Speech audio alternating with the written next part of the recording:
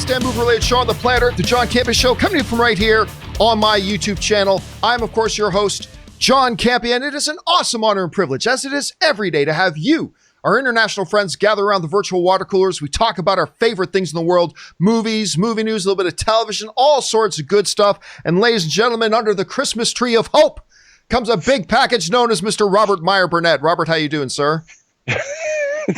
Christmas tree. You know, if we could celebrate Christmas in May, John, I'm all for it. You know, this is my birthday week. That's so right. I'm going to be opening presents. Even if no one gives them to me, I'm just going to open hot toys I haven't opened or model kits I haven't opened. And I'm just going to have a good time, John, because I am the Christmas tree that gives all year round. When you know, we need something to celebrate right now. We need things to celebrate right now. And listen, guys. That's right. We're going to celebrate movies here today. We're going to talk about the things that we love, and we do got a lot of things that we're going to cover here today, a lot of stuff, but there's a few things that we need to talk about off the top, and we're going to start with this.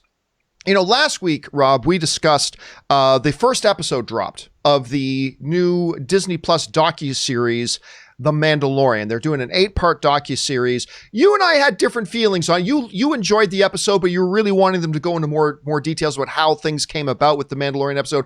I personally really loved episode 1, and I thought, yeah, hang tight, they'll get into that stuff. So the other night, episode 2 of the Mandalorian docuseries aired, and you know, I love Mandalorian, and I really enjoyed the first episode. And the second episode, what a waste of airtime. What a complete and utter waste of airtime the second episode was. Because guess what? Here's my friend, and I'm very much still looking forward to episode 3. Don't get me wrong. I'm very, very much looking forward to episode 3. But I'm watching episode 2, and I'm thinking, okay, this is a Mandalorian docuseries talking about behind the scenes stuff of Mandalorian, Rob. And I'm thinking, great, yeah. Boy, wouldn't it be sweet if they talked about Mandalorian? Wouldn't it be great if in this Mandalorian docuseries they talked about Mandalorian? Instead, the whole episode is about, let's talk about just why Star Wars is great. Guess what? Anybody who's tuning in to watch a making of Mandalorian docuseries is already in love with Star Wars. All right? I don't need to hear some big, starts, oh, wow, isn't Star Wars great? Yeah, Star Wars is great. What about you? Do you think Star Wars is great? Yeah, man, I think Star Wars is great too. I fucking know we all think Star Wars is great. I don't know. I don't want to get too into it, but it's just like, this is supposed to be a docuseries, and I love the first part, but they needed to start getting into things like you were talking about last week, Rob. Give us the nuts and bolts. Tell us about who made that phone call and where did this come together, and talk about, I'm sure there'll be an entire episode dedicated to stagecraft. I'm sure there will be probably an entire episode later on, but it's like, okay, here we are in part 2 now. Oh, you're not even going to talk about Mandalorian? You're not even going to talk about it? I don't know. I just, and you know, it sucks because I stayed up late watching. I thought this was such an effing waste of time sitting up and watching this. So I am starting to feel that apprehension you were expressing last week. I really hope they start getting into, you know, Mandalorian stuff. I don't know. Rob, did you have a chance to check out episode 2? And if so, what did you make of it? Oh, John, I wish you could have been here sitting with me and Elizabeth watching episode 2 of The Gallery. I was saying that to Elizabeth. I was literally I don't usually talk when I watch things. I was really angry when I was watching it. I mean, as you know, over this quarantine time, I spent 6.5 hours working with director Dave Parker making special features for our movie, The Hills Run Red, where we delved into the philosophy, we delved into the origins, we talked about how this movie got made, why it got made, what was the reasoning behind it. I'm watching this thing and I'm like, what? They're literally sitting in a circle. This was such a circle jerk. And I'm like, I don't need to know why I love Star Wars, why anyone loves Star Wars. We have 43 years of understanding why people love Star Wars. And while I did appreciate Dave Filoni's explanation of what Darth Maul's purpose was in The Phantom Menace, you know, from 1999, that was fine. Listening to him talk about all that I found that interesting. What does that have to do with The Mandalorian? I mean, I thought clearly what this show does not have, it does not have the actual story of how The Mandalorian got made, because I think politically that's too much of a hot potato now. They can't talk about Kathleen Kennedy's first meeting with Favreau or how Favreau got involved with Filoni and how do they develop the show. I mean, maybe they'll get into that, but we're an hour into this show. And what have we learned about the making of The Mandalorian? Why did they decide to make a Mandalorian show? How did Boba Fett's involvement? Was it from the Boba Fett script they were going to shoot? Now we know that Boba Fett's coming back, but that I'm sure they won't deal with that. I want to know anything at all about the conception and the origins of this show. Who was involved? How did they get everybody involved? What did that have to do? Like the studio was making features. How did live action television shows for Disney Plus come into play? All of these things, the interesting story about how this show originated. I don't know if we're ever going to get that because this second episode just seemed like a bunch of filler. Where everybody did. I mean, yeah.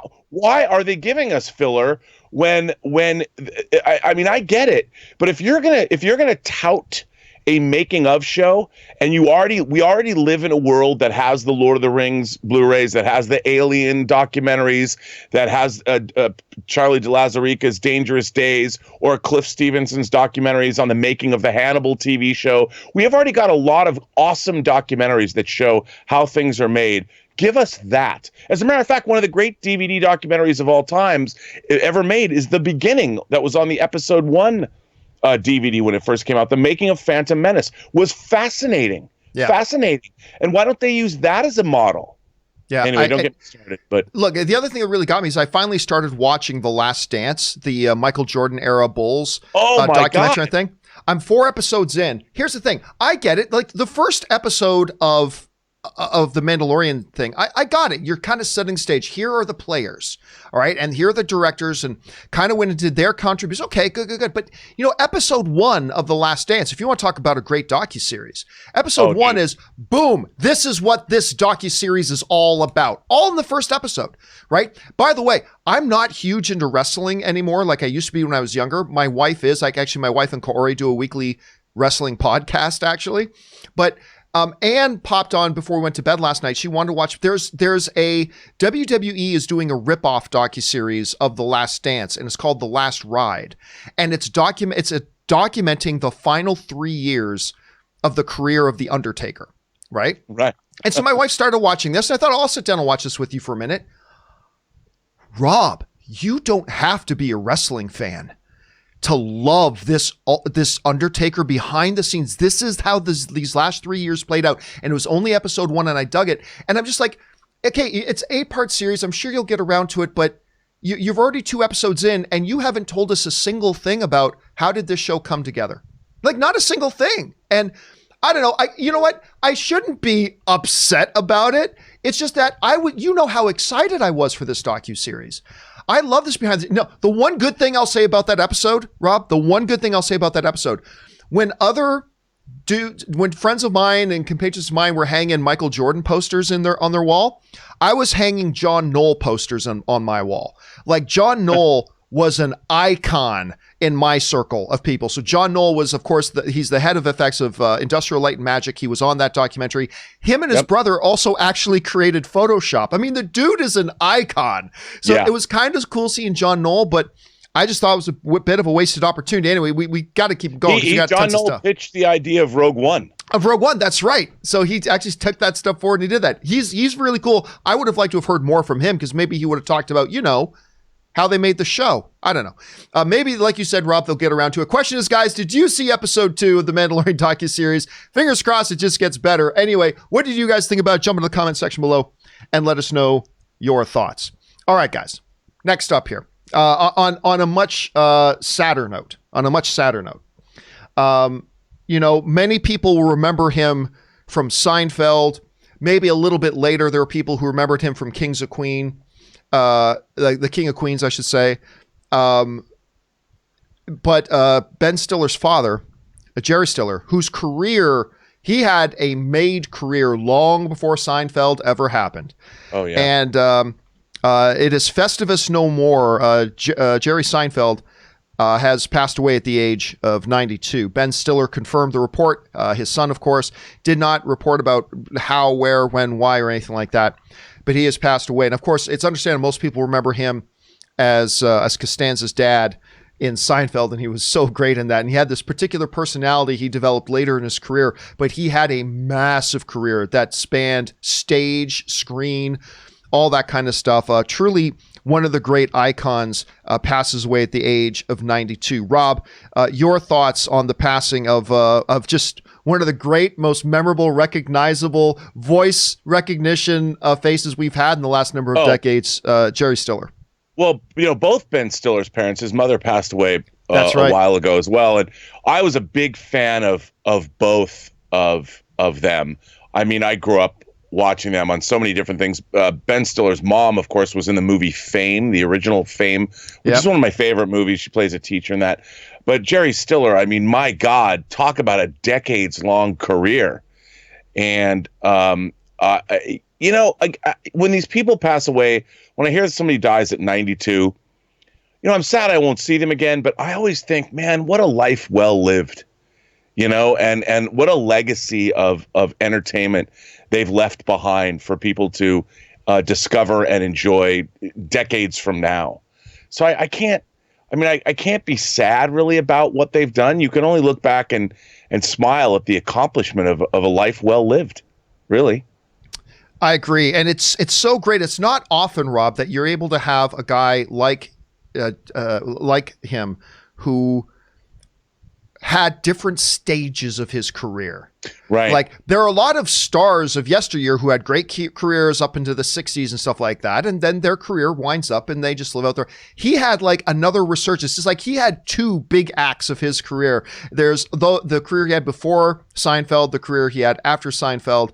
And it was just marvelous to watch. And again, one of the greatest episodes of Seinfeld of all time was, of course, Festivus.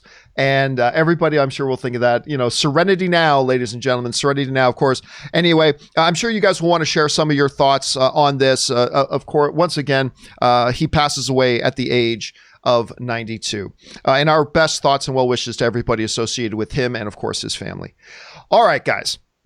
With that down, let's now move on to another off the top, and that is this. Rob, I don't know if you've heard, but there's a new Batman movie coming. There's a new Batman movie. Yep, it's true. It's 100% true. They're going back. They're doing that old comic book movie thing again, and there's a new Batman movie coming. Of course, Matt Reeves. Andy Serkis is in this one while he's trying to direct Venom 2. He's also starring as Alfred in the new Batman film, which I thought was a fantastic choice. How he's juggling both at the same time, I really don't know, and I'll have to ask him that sometime if we ever get the chance. But Rob, one of the interesting, I guess you could say, criticisms that some people, certainly not me, but some people had of the recent era of the DCEU was maybe it was too dark.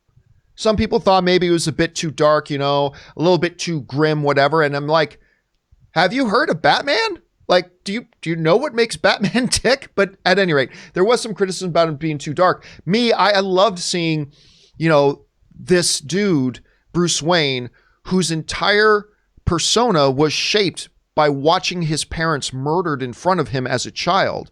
And by all accounts, Bruce Wayne died that night in that alley, and the Batman was born. And I think if you really lean into that, there's a lot of different aspects to it, but the darkness of the Dark Knight is something you have to embrace. I thought it was really interesting, Rob, in a recent interview with Andy Serkis, who's of course starring as Alfred in the new rendition, he was asked about it, and he specifically said he thinks that this Batman, this Matt Reeves Batman being portrayed by Robert Pattinson, is going to be a darker take than we've had before. And he talks about how it gets really into the emotion and psychology of the character. And I'm like, yes, because, a lot of people have been wanting, understandably so, to see the detective aspect of Batman explored. And I completely agree with that. They should. That's great. But I think there's other things to explore as well, including his emotional state and his psyche and all that kind of stuff. And I think if you're really going to go into a Batman movie, understand those nuances of him, I think you got to go a bit darker. I think you have to go a bit more broody. I think that's just a part he has to be. And you have to juxtapose better, Rob, I think. You have to juxtapose the difference between his persona, his real identity of Batman, and his fake persona as Bruce Wayne. You have to give that kind of dichotomy there. And I think if you go darker, you do that. Anyway, I personally loved what I've heard here from Andy Serkis on this, Rob. You heard these comments from Andy Serkis. What do you think about it? Well, to me, I'm like, it sounds John, you know what I wanted from this movie? A new take. I love the fact that we've had the Tim Burton take, we've had the Joel Schumacher take, for better or for worse. We've had the Christopher Nolan take. We've had the Zack Snyder take on the Batman character. And now we're going to get the Matt Reeves take, which is, I think, what makes Batman interesting is that we get these reinventions and these new, as long as this feels like a whole different film. I mean, the character, I love the fact that we're getting different iterations of Batman. And I think we're going to get, I don't know how to, I think we're going to get a more, it might be darker, but I think it's going to be a more classical version of Batman, if that makes sense. Maybe a version that seems like it was made in a different era. I don't know. I mean, just those pictures of him on a motorcycle and the way the suit looks, it looks like it's going to be more grounded and yet maybe timeless, if that makes sense. I don't know. I mean, we haven't seen any footage, so I'm talking out of my ass, but that's what it feels like. And when I read these comments, I read them yesterday, and I was like, well, this sounds interesting. I mean, I'm down. And remember, Andy Serkis and Matt Reeves did a great job with 2 Planet of the Apes movies, so they've got a shorthand, the way they work together. So I'm expecting great things, man. Great things. I agree. And you know what? It's easy these days because being darker is the cool thing right now, right? So it's easy to come out and say, oh yeah, this will be darker. And we've heard some of, the way Andy Serkis expresses, I think I buy it. I buy that that's what they're going to do. And when you especially look at some of the tone that Matt Reeves brought to some of those Apes films, a darker kind of look at things is something that he's very comfortable in. So it's going to be interesting to see. Question is, guys, what do you think about that? About the idea of taking this Batman character who's now got a fairly extensive history on the big screen, even if it's only recent, in terms of a couple of decades. But what do you think about them taking this character now and making him even darker at this point as they go delve more into the detective aspect of him and all kind of stuff? What do you guys think? Jump down into the comment section below and let me know your thoughts. All right, guys. With that down, we got one more thing to talk about off the top, and that is this. Rob, we've been talking for some time now about the plight of AMC Theaters. We've covered it all before. Cole's Notes. They spent tons of money to acquire new theaters, upgrade their theaters, put in the prime theaters, put in all the leather seats, and then a ton of money to get their AMC A-list, the best thing that ever happened to film fans, by the way, to get their AMC A-list program up and running. And just as they finish spending all that money and going into all that debt to start reaping the rewards, the lockdown happens and the quarantine happens and they're forced to shut down and they've been in some financial trouble. So Rob, you and I have talked a bit about over the past number of weeks, what's the navigating way out for AMC? How can this resolve? Are they going to completely go under? Will a third party come and get involved in this? And I want to jump in a time machine right now, Rob. I want to jump in a time machine. And I want to go back about a month ago, when I proposed a possible solution to how AMC might be getting out of all this thing. Let's jump back and visit John and Rob from 1 month ago. Check this out. And there are the financial institutions that are saying they expect AMC to breach, and there is a low likelihood that they will ever reopen their doors again. I, of course, believe they will, because I believe a third party will come in and save the day, be that the studios or maybe a company like Amazon. But Amazon. I don't see Amazon having a problem if they owned and took over this major movie theater chain. I don't see there being any problem, because Amazon makes money when people buy movies off of Amazon, even if those movies belong to other people. Listen, with Amazon trying to get a foot into the entertainment business, with them having enough money to, without blinking much, paying off all the debt for AMC Theaters and having all the operating capital in the world to make them up and run, you keep all the infrastructure there. You keep all the people. You just come in and say, okay, now we are paying off that $5 billion in debt, which Jeff Bezos goes, wait a minute, I think I've got that in like a back pocket here. Yeah, here you go. Here's $5 billion. So you pay off the $5 billion debt, you take over controlling interest of the company, and you just let it run, and you slowly start to work that synergy of working in Amazon branding into it. So that was 1 month ago, Rob. That was 1 month ago. So what do we wake up here to today? Ed and I wake up today, and we find this in the headlines. AMC Entertainment stock soars on Amazon acquisition speculation. Actually, and it's being reported in a lot of the financial trades right now that it looks like Amazon is interested and is circling the idea of taking a look at AMC Theaters. And Rob, you know what I think about this. I mean, I already made this case a while ago. I think this is a perfect marriage. I think this is a perfect marriage on a couple of levels. Number one, AMC, I should say, AMC needs help right now. There's no way around that. AMC needs help right now, badly. They need a huge influx of cash. They need some stability. They need that assurance that they're going to be able to move forward. They need that. Now, also, let's take a look at Amazon. Amazon, in the last number of years, Rob, has been in the business of trying to establish not only their digital dominance, but they have gradually more and more been developing a brick and mortar physical location arm to their business. Whether it's the Amazon stores where you can just walk in and find some high profile things in Amazon. We've got one of those in Glendale here. Whether it's, their takeover of Whole Foods, they now have grocery chains and all this kind of stuff. They are getting more and more to the physical business. And we already know that Amazon has been making a lot of strides in developing their entertainment arm as well.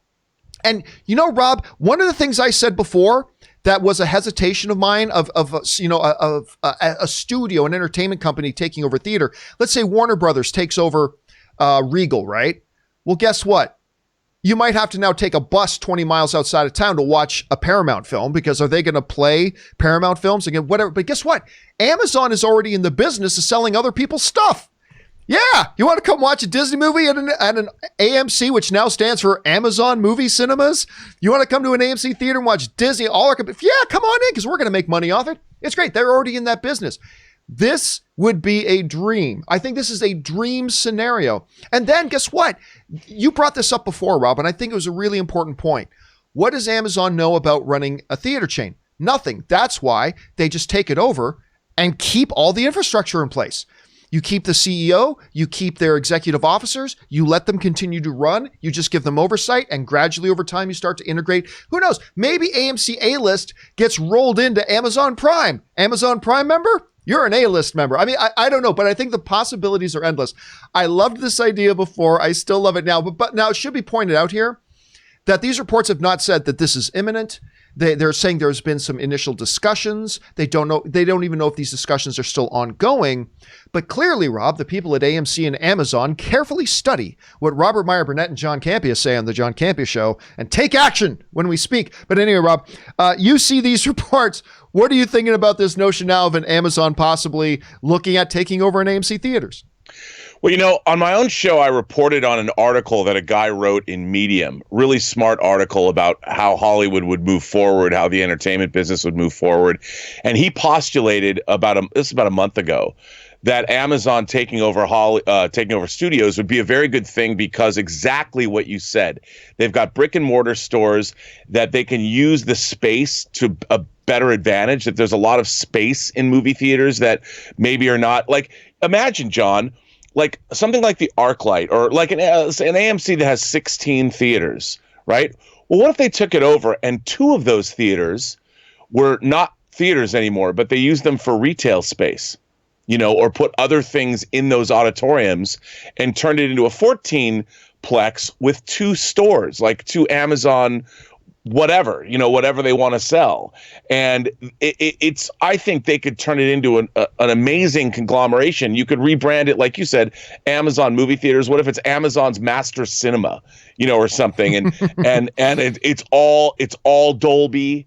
Every auditorium is Dolby. They turn the whole thing into this, but like you said, it's all Amazon Prime theaters, Amazon Prime membership. It's co-branded all the way across the board. And like you said, you keep the entire infrastructure, you keep all the people in place that are already there.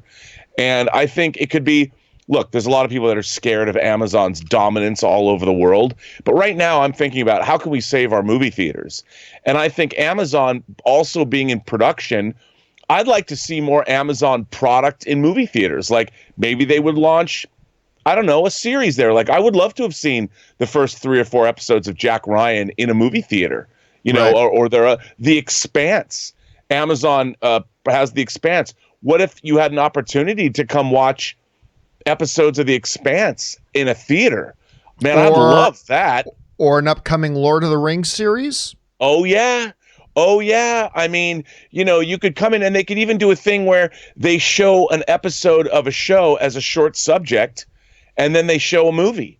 You could go see Manchester by the Sea, which is an Amazon movie. I mean, right. I don't mean they bring it back, but something new. I mean, I think synergistically, it's good for the entertainment business as a whole. And I think it would be great as long as Amazon doesn't skimp on the theaters, as long as presentation is there. The thing that those Dolby cinemas are so dope, as long as they maintain that quality. That's why rather than saying Amazon movie cinema or whatever, I think they should call them master cinemas or something, and make sure that you're getting a premium experience across the board. That's what's I'm most interested in. Best project. When you look at what Amazon is doing with their physical stores right now, they are pioneering new technology. Like a lot of these Amazon, they have these grab and go stores where literally you go into the store. They are pioneering great technology. You go into one of these Amazon stores. Have you seen this? And you scan your AMC Prime bar, right? When you go into the store, you scan your AMC Prime thing as you go in. You just grab everything you need and walk out. And it automatically, they have all this sensor technology to know exactly what it is you took and put in your cart. And then you just bag it yourself and leave. You don't have to go to a cashier. You don't have to do anything because it already knows what you got. You already scanned in and it just charges your Amazon Prime. If they're going to take that sort of care and detail and investing in new technologies and experiences, the consumer experience, can you imagine what they could bring to a movie theater chain? Now, look, let me disclose here, full disclosure off the top for those of you who don't know. My wife recently left Hasbro and is now an employee. She's now a senior program manager for Amazon. So I just want to give full disclosure on that. But regardless, I think this is a beautiful idea. I love it. And to think about what they could bring to a consumer experience in the movie theaters, I think it could be really fun. But I don't know, guys, question is, what do you guys think about that? Maybe you see some pitfalls to that idea. Maybe we've had enough of Amazon taking over everything. I don't know. How do you guys feel about it? Jump into the comment section below and let me know your thoughts. All right, guys. Before we get into our main topics today, I just want to remind you guys of a couple of little things here before we get into our main topics. The first thing I want to remind you of is that, hey, if you are on the road, you're at the gym, you're at work, you don't really have the opportunity to visually watch a YouTube video of the John Campea Show, good news. There was now, about a month ago, we launched the audio-only version of the podcast for everybody, thanks to our Patreon supporters. So you can now go to your podcasting app of choice. Just look for the John Campea Show. There you see it on Apple Podcasts right now. Just subscribe to it and listen to it whenever you don't have the opportunity to take in the show while you're doing something else. Also, guys, of course, want to always make you aware that we now have the shop open. You can simply go anytime over to thejohncampeashow.com/shop. And from there, you can get John Campea Show merchandise. You want to see, I just did a behind the scenes tour of the studio. If you want to see a listing of everything that I talked about in that, I have it all listed here over there. You can go and find that there. So there's that stuff. And you guys can go and check that out whenever you like. All right, guys. With all that down, let's now move on to our main topics today. And how do we select our main topics here in the John Campea Show? Well, it's really rather simple. You see, you guys come up with our main topics by going anytime 24/7 over to www.thejohncampeashow.com/contact. Once you get there, you're going to see a form. Fill it out with your topic or question, hit submit, and then maybe, just maybe, you might see your topic or question featured as a main topic here on the John Campea Show. With that down, let's move on to main topic number 1. And our first main topic today gets submitted to us by Poe, who writes, "Hey, John, love the show. Thank you so much, Poe. Appreciate that. Did you see the New Gods director Ava DuVernay gave a new update on the movie? She said that she's working on the 4th draft of the script, and she said that a character named All Widow will make an appearance in the film. What are your thoughts?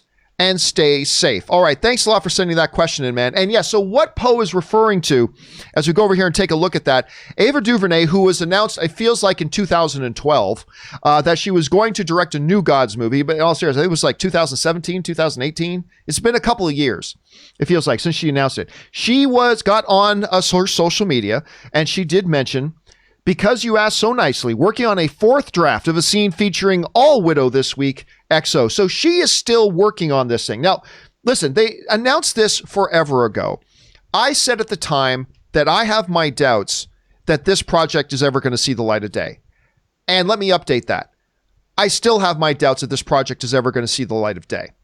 I think Ava DuVernay wants to do it. I think she's clearly working on it. But lots of projects get worked on, Rob, that never actually cross the finish line and get produced in a movie. I don't know. This just seems to me like it doesn't work. Now, there could be an argument to be made here that DC, before giving the official green light on anything, is going to sit back and wait and see what happens with the Eternals. And not that there's a tremendous amount of similarities between the Eternals, just maybe on the surface, the Eternals and the New Gods, but it could be. You could make an argument that maybe they're sitting back and waiting to see how that gets responded to by an audience. I don't know. I still am skeptical about this. But anyway, Rob, I wanted to throw this over to you because you know more about New Gods than I do and all that kind of stuff. I've done a little bit of reading here, but this character, All Widow, they're talking about.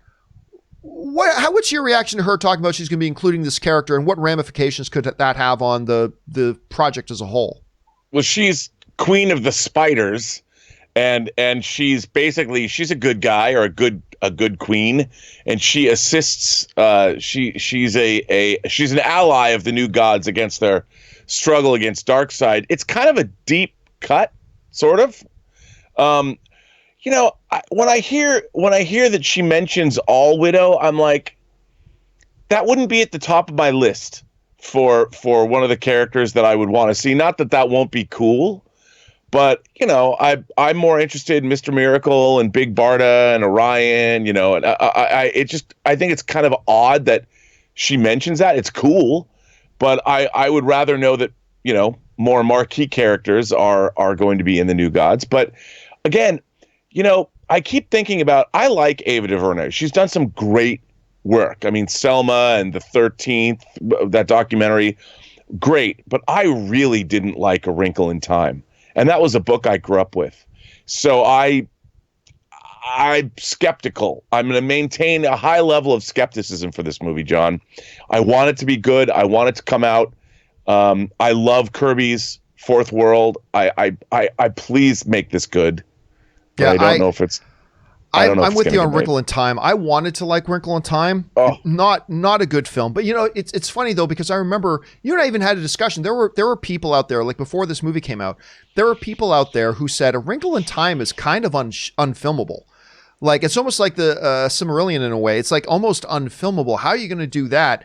And hey, it was a tall order. And like you've already pointed out, the stuff she's done both on Netflix and of course Selma, she knows how to tell a story on film. Oh yeah. And plus, I kind of have a crush on her.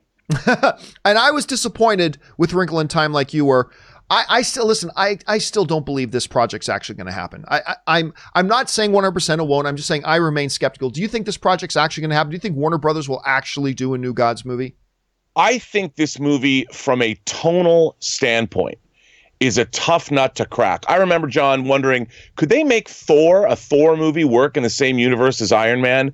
Well, this movie has about 10 different characters that are going to each have their own problems being portrayed on screen, much less being portrayed on screen altogether. I mean, remember, this movie, the New Gods have a character called the Black Racer who goes around the universe on skis. Now, how do you make that work? He's kind of like the Silver Surfer, but on skis. I don't know, man. This is a tough one. A tough one to see. How is it going to work? I don't know. All right, guys. Well, the question here is, what do you think about Ava referring to and referencing All Widow going in? Do you think this movie will ever actually see the light of day? Maybe you're excited about the prospect of it. What do you guys think? Jump down to the comment section below and let us know your thoughts. All right. With that down, let's move on to main topic number 2. And our second main topic today gets submitted to us by Sam Sprill, who writes, "Hey, John and Rob, it's been reported that Mike Flanagan is set to adapt Stephen King's novel Revival for Warner Brothers. For me, this is exciting news since he is the director behind Dr. Sleep and the Netflix series The Haunting on House Hill. Your thoughts?" All right, thanks a lot for sending that in, man. And listen, I'm going to tell you right now, Dr. Sleep was probably the most underappreciated and underperforming compared to what it deserved to do movie from last year. Dr. Sleep starring Ewan McGregor, which was a terrible title for it. I don't care that the book, that was the name of the book. I don't care. It was a terrible title for it. It confused too many people. They didn't market it right. But the movie itself was great. I was perfectly happy with the film. I had a very, very good time watching that movie. I thought they did some really cool things with it. It deserved to do better. Of course, it very much did struggle a bit. But I'm telling you what, Mike Flanagan did a really good job, I feel, directing that. And I've seen a few episodes of that Netflix series. My wife loves it. I liked what I saw. I haven't seen the whole thing. I got like 3 or 4 episodes in, and then I got sidetracked. But he's done a good job with this. Now, how I feel, though, about him doing Revival, I don't know, because I have not read Revival. I mean, I've read the synopsis. I understand it's about this preacher kind of loses the way, his connection to this kid later on, the two reconnect, all this kind of stuff. I really don't know much about it. All I know is this. He did a fabulous job, Rob, with one Stephen King property. Sign me up to see if he wants to do another. Now, Rob, besides being a film guy, you're a book guy. I'm going to go out on a limb, and I'm going to guess you have. We haven't talked about this. I'm going to guess you have read Revival and you know about it. Have you read it? And if so, give us what's it basically about, and then what do you think about Mike coming on to direct and develop a project based on it? Well, not only have I read it, it's my favorite Stephen King book that's come out in the last, I don't know, decade. Really? And yeah, it's the odyssey of a man who has a very interesting relationship with electricity, let's say. And there's elements of Frankenstein, there's elements of Ringling Brothers and Bailey Serkis. It's a very interesting character study. And I loved the book. Now, I've talked to a lot of people that didn't love it as much as I did. I really liked this book. It has, to me, it was classic King. It deals with Americana. It deals with memory. It deals with loss, personal loss. It's really good. And it's the kind of, to me, it was classic King. And I love the book. And I think he's a perfect director for it. I'm really excited. And like you, I thought Dr. Sleep was actually pretty amazing, being a sequel to both the novel and the movie, The Shining, which is crazy considering how different both of those things are. So I'm stoked about Revival. And I think I can't wait to see who they're going to cast in the movie, because casting is going to be a big deal in this one. Well, they've got the right filmmaker behind it, and that's the part that excites me most. Question is, guys, have any of you guys read Revival? If not, what do you think about the guy who directed Dr. Sleep coming in and developing this new Stephen King property? I'm excited about it. Rob is clearly excited about it, but maybe you aren't. Jump down into the comment section below and let us know what you guys think. All right. With that down, let's move on to main topic number 3. And our third main topic today gets submitted to us by Matthew Williams. And Matthew Williams writes, The Mandalorian has been Disney Plus's biggest project so far. Yes, it has. Not so much The Mandalorian's documentary series, but The Mandalorian has. And The Hollywood Reporter has revealed that Tamara Morrison, who played Jango Fett in episode 2, has been cast to play Boba Fett, something we talked about over the weekend. His clone son, the clone son of Jango Fett. Is this a good idea?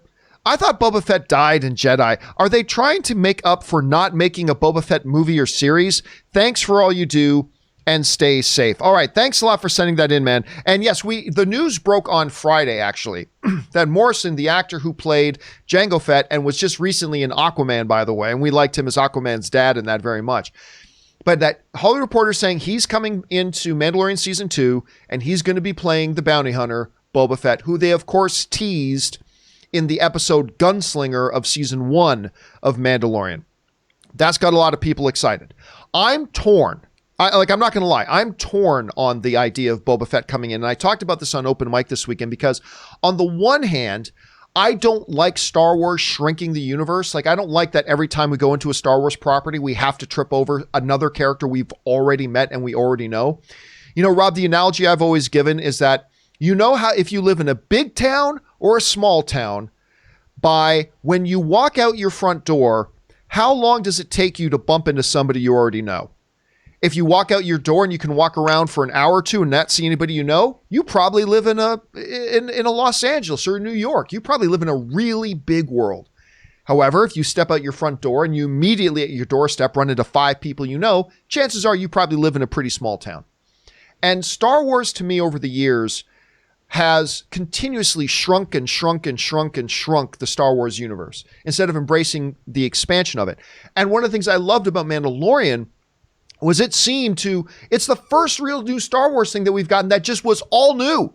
New characters, new stories, new locations, although they did visit, like Gunslinger, they revisited some places. So on the one hand, I'm a little bit apprehensive of them bringing in Boba Fett. On the other hand, he is one of the coolest Star Wars characters of all time. The fact that they're bringing Morrison back for it, what is there not to be intrigued by that? So I'm a little bit torn. I admit, I'm of two different minds. But Rob, when the question comes up about why do this, I'll tell you right now why Disney Plus is bringing in Boba Fett. I will tell you right now. It's 2 words. Fan service. It's totally fan service. It's nothing but fan service because Boba Fett is super popular. Everybody gets excited at Boba Fett. Let's bring in Boba Fett. It's pure fan service. Now, I should also mention that fan service is like any other tool. It can be a bad thing or it can be a great thing. It's like any tool in a filmmaker's belt. Fan service is just a tool. It all depends on how you use it. We've seen a lot of movies and TV shows use fan service and it comes across as pathetic. We've seen some things use fan service, like Endgame. Listen, there's a bunch of stuff in Endgame that's just fan service, but it was used properly and created incredible effect and emotion, right? And so it all depends on how they use it. But I am telling you right now, the main reason they're bringing in Boba Fett is purely on a fan service basis. And let's just hope that it'll be fan service the way Disney used in Endgame as opposed to a number of other things we've seen. Rob, you and I haven't had a chance to talk since this news broke. What do you think about them saying that Morrison's coming back to play Boba Fett and the whole thing? Why do you think they're doing it? All that kind of stuff. What are your thoughts on this situation? First of all, like you said, I don't like the Star Wars universe made small. Now, this show takes place between Jedi and Force Awakens. We've seen, here's something that I would hope that we would see. That if Boba Fett shows up, that his armor does not look exactly the same. You know, we've seen we've seen Pedro Pascal's Mandalorian change his armor, upgrade his armor over the course of 8 episodes of The Mandalorian. I hope that Boba Fett will recognize him because of the color scheme. I know that seems strange, but one of the things about Star Wars is they never seem to take the passage of time into consideration in these movies. And one of the things I really liked about Solo was seeing the Millennium Falcon with cowlings on it, you know, with the looking new. I memean, so it was still recognizable as the Falcon, but it made sense. Okay, here's what the Falcon looked like 20 years before. And I just, not only is the Star Wars universe small, but they just don't take I want the passage of time. I want I want to believe, John. And if Boba Fett shows up, and Boba Fett is a good character and he's well defined, and he doesn't just show up as some stupid little cameo, that there's a purpose for him being there. And man, open the episode with the flashback of him crawling out of the Sarlacc pit after having killed the thing. You know, I mean, or maybe we'll see a la Drax in Guardians of the Galaxy 2 when he gets swallowed by that creature and he's in there with his knives cutting his way out. I mean, that episode with Boba Fett better begin like, 30 years ago, showing Boba Fett climbing out of or however long, 8 years ago, whatever. I mean, I want to see that. And as long as they bring him in and it doesn't seem like I agree with you, it's such shameless fan service. But if the story makes sense and if they make me believe, I'm in. All right, guys. Question here for you is, what do you think about all this? What do you think about them bringing Boba Fett into Mandalorian Season 2? Some people say, hey, it's a perfect fit since, The Mandalorian. Some people might feel like a little bit apprehensive, yet at the same time, I'm excited. So I'm kind of torn on it. How are you feeling about it? Why do you think they made this decision? I want to know what you guys think. Jump into the comment section below and let us know your thoughts. All right. With that down, we got one more thing to talk about here today. And our fourth and final main topic today gets submitted to us by Edgar Thompson, who writes, "Hey, John and crew. I wanted to know if you had a chance to see that Deadpool creator Rob Liefeld still believes that Hugh Jackman will come back to play Wolverine at least one more time.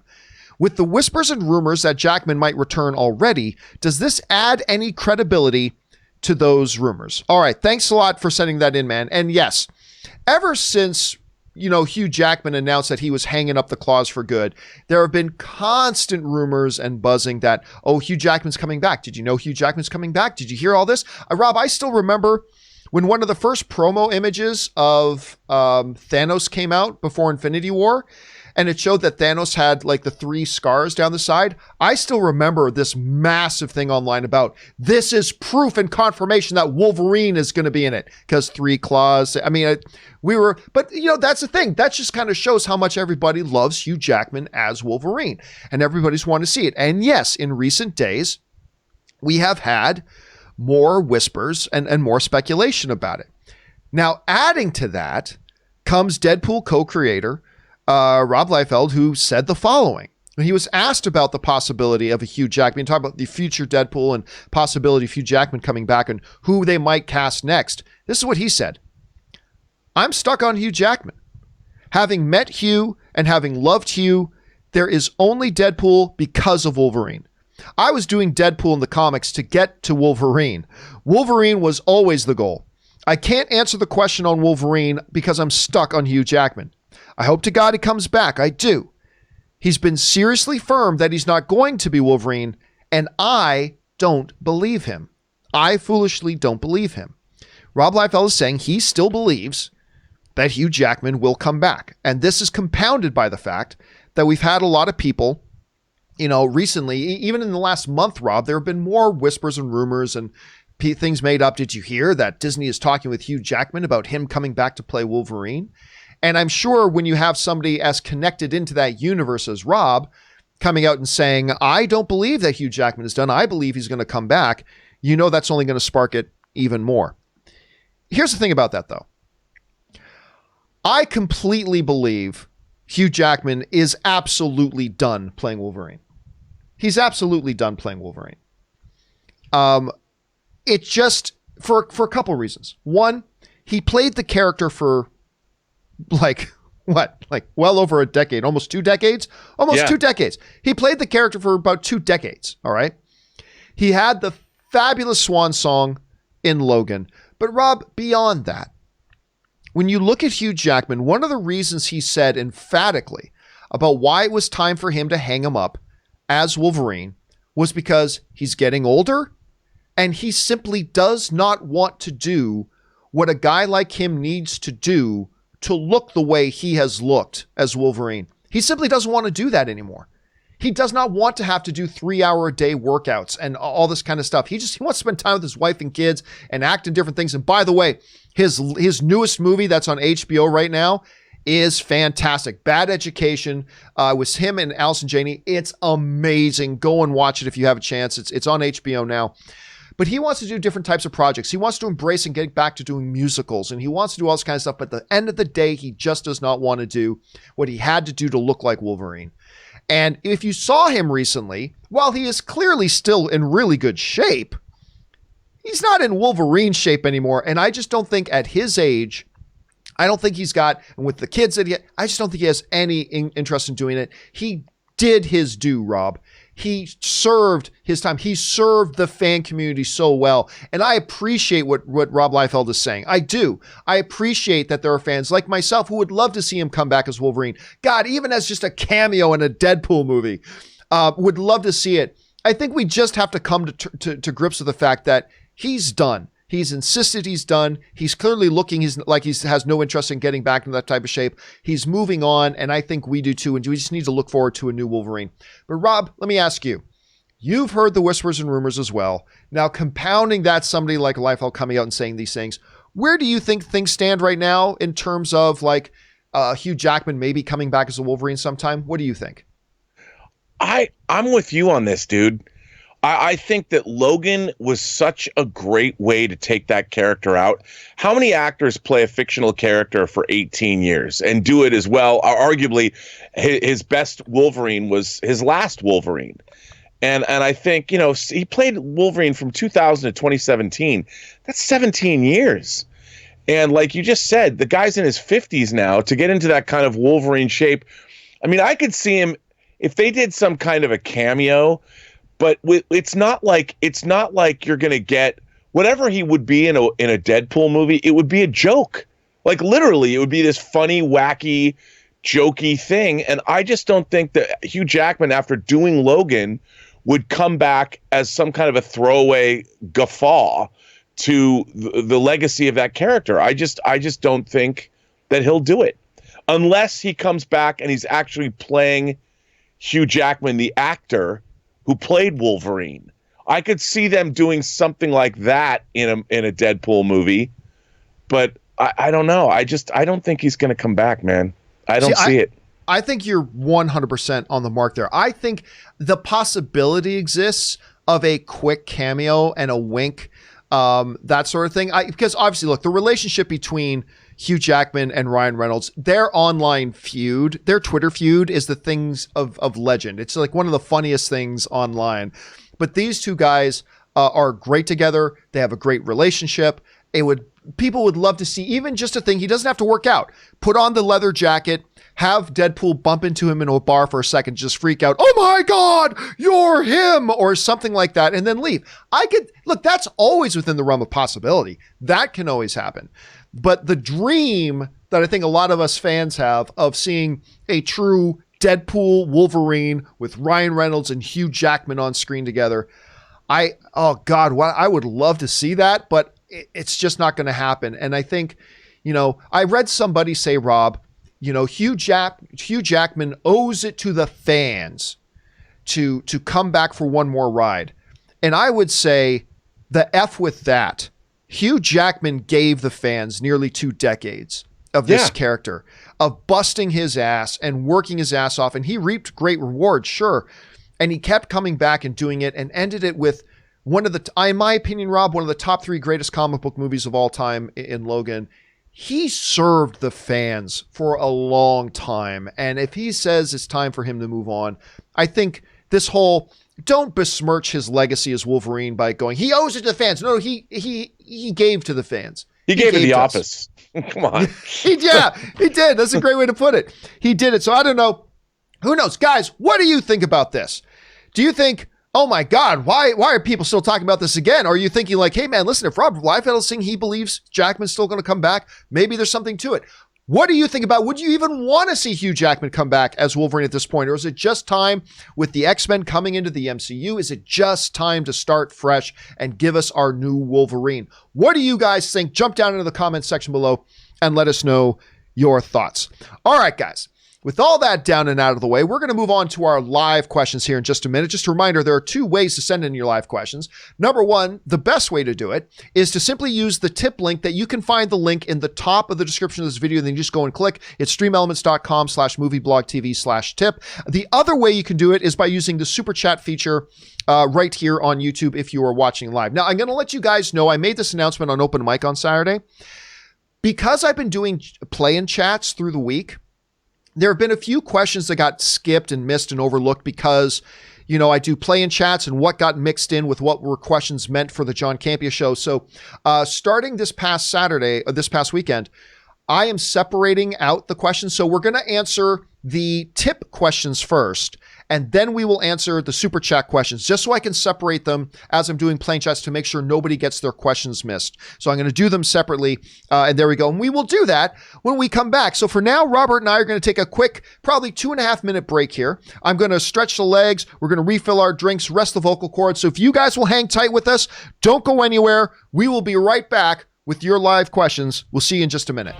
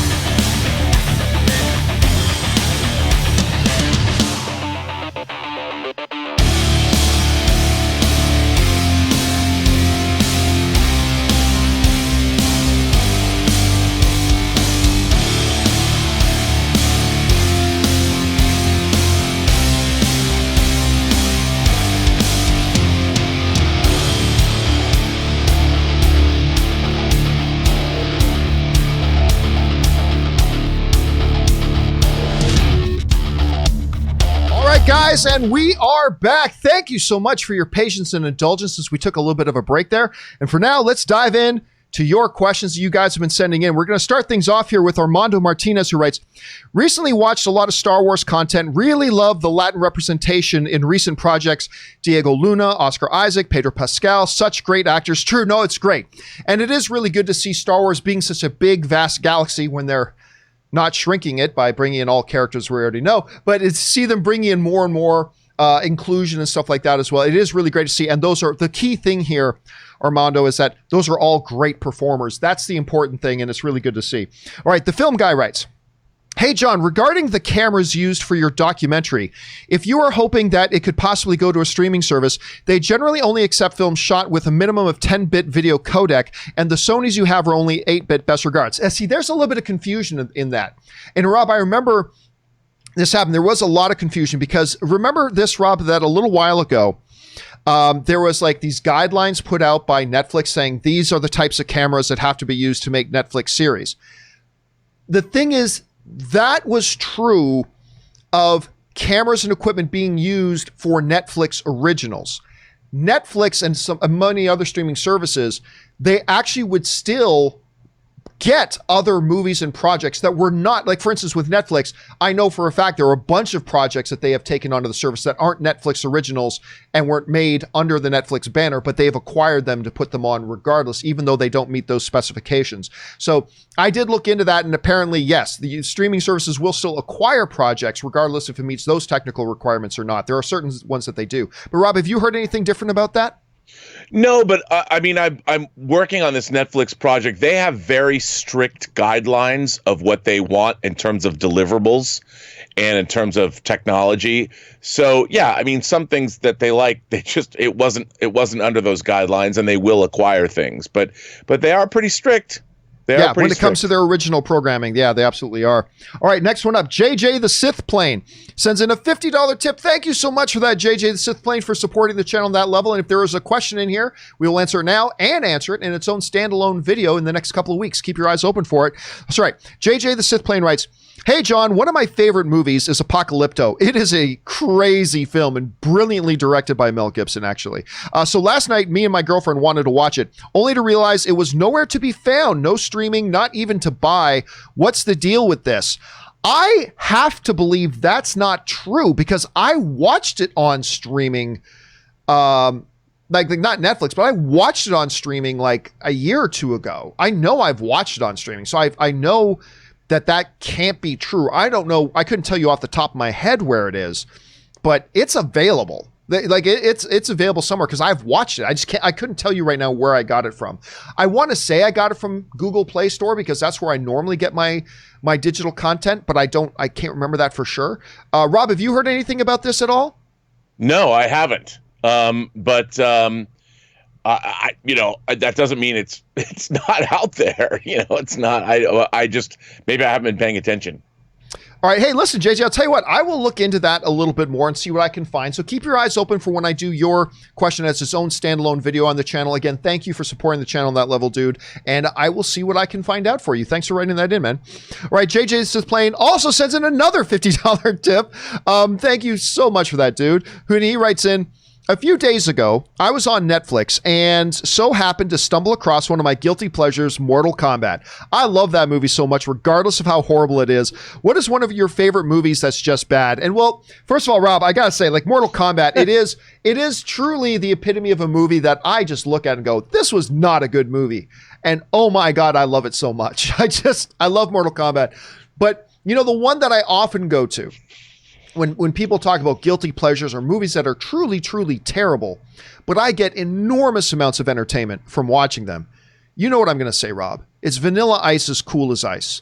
I knew you were going to say that. It is seriously, it is one of the worst motion pictures ever made in cinematic history. But, oh my God, it's so enjoyable to watch. It's so much fun. Here's what you got to do. You got to get a group of 4, 5, 6 or more friends. Have a couple of adult beverages. I don't drink myself, but have a couple of adult beverages, pop that in, and just enjoy. You will laugh more at this movie and have such a good time watching it. It is crazy. Rob, if you had to say what's your one go-to movie that you just know is horrible, but man, you cannot help but watch it. I got to tell you, it's The Specialist with Sylvester Stallone and Sharon Stone, and it's got a John Barry score. I mean, it's the pinnacle of studio filmmaking that should, by all, it should be good, but it's just, and it's not that it's. I mean, it's not horrible like Plan 9 from Outer Space horrible. It's just so ridiculous, but I love it so, 'cause, you know, I love anything Sylvester Stallone's in, but what's more amazing to me is there's a love scene in a shower between Sylvester Stallone and Sharon Stone, and the camera lingers more on Stallone's muscles than it does on Sharon Stone's gorgeous naked body, and that is the epitome of what's wrong with the film. Not that I don't love looking at Sly's body, but come on, man. Really? All right, next up. And again, we will address that in its own standalone video at some point in the next couple of weeks. Thanks for sending that in, man. All right, Miguel E. writes, "Hey, John and gang, love the show. Thank you so much. We need to talk about how great Mark Ruffalo is." Yep, we normally do. "I just saw the movie Dark Waters. What a great legal thriller and performance. Also hearing the great buzz about his twin performance in I Know This Much Is True on HBO. Listen, one of the movie that to me was not 13 Going on 30. But you should go and watch that, Mark. When nobody knew the name Mark Ruffalo, he was in 13 Going on 30 with Jennifer Garner. But the movie to me that made me go, holy crap, this guy is truly legit. I mean, this is truly a great actor. I'm not going to say he's on the elite level, but he is truly one of the really great actors in Hollywood right now. He did this movie a number of years ago called The Kids Are All Right. With Annette Bening and Julie. Oh, I'm forgetting her last name. Anyway, he did this film called The Kids Are All Right. And that was the movie to me that made me go, oh my God, this guy's good. Like, he's so good.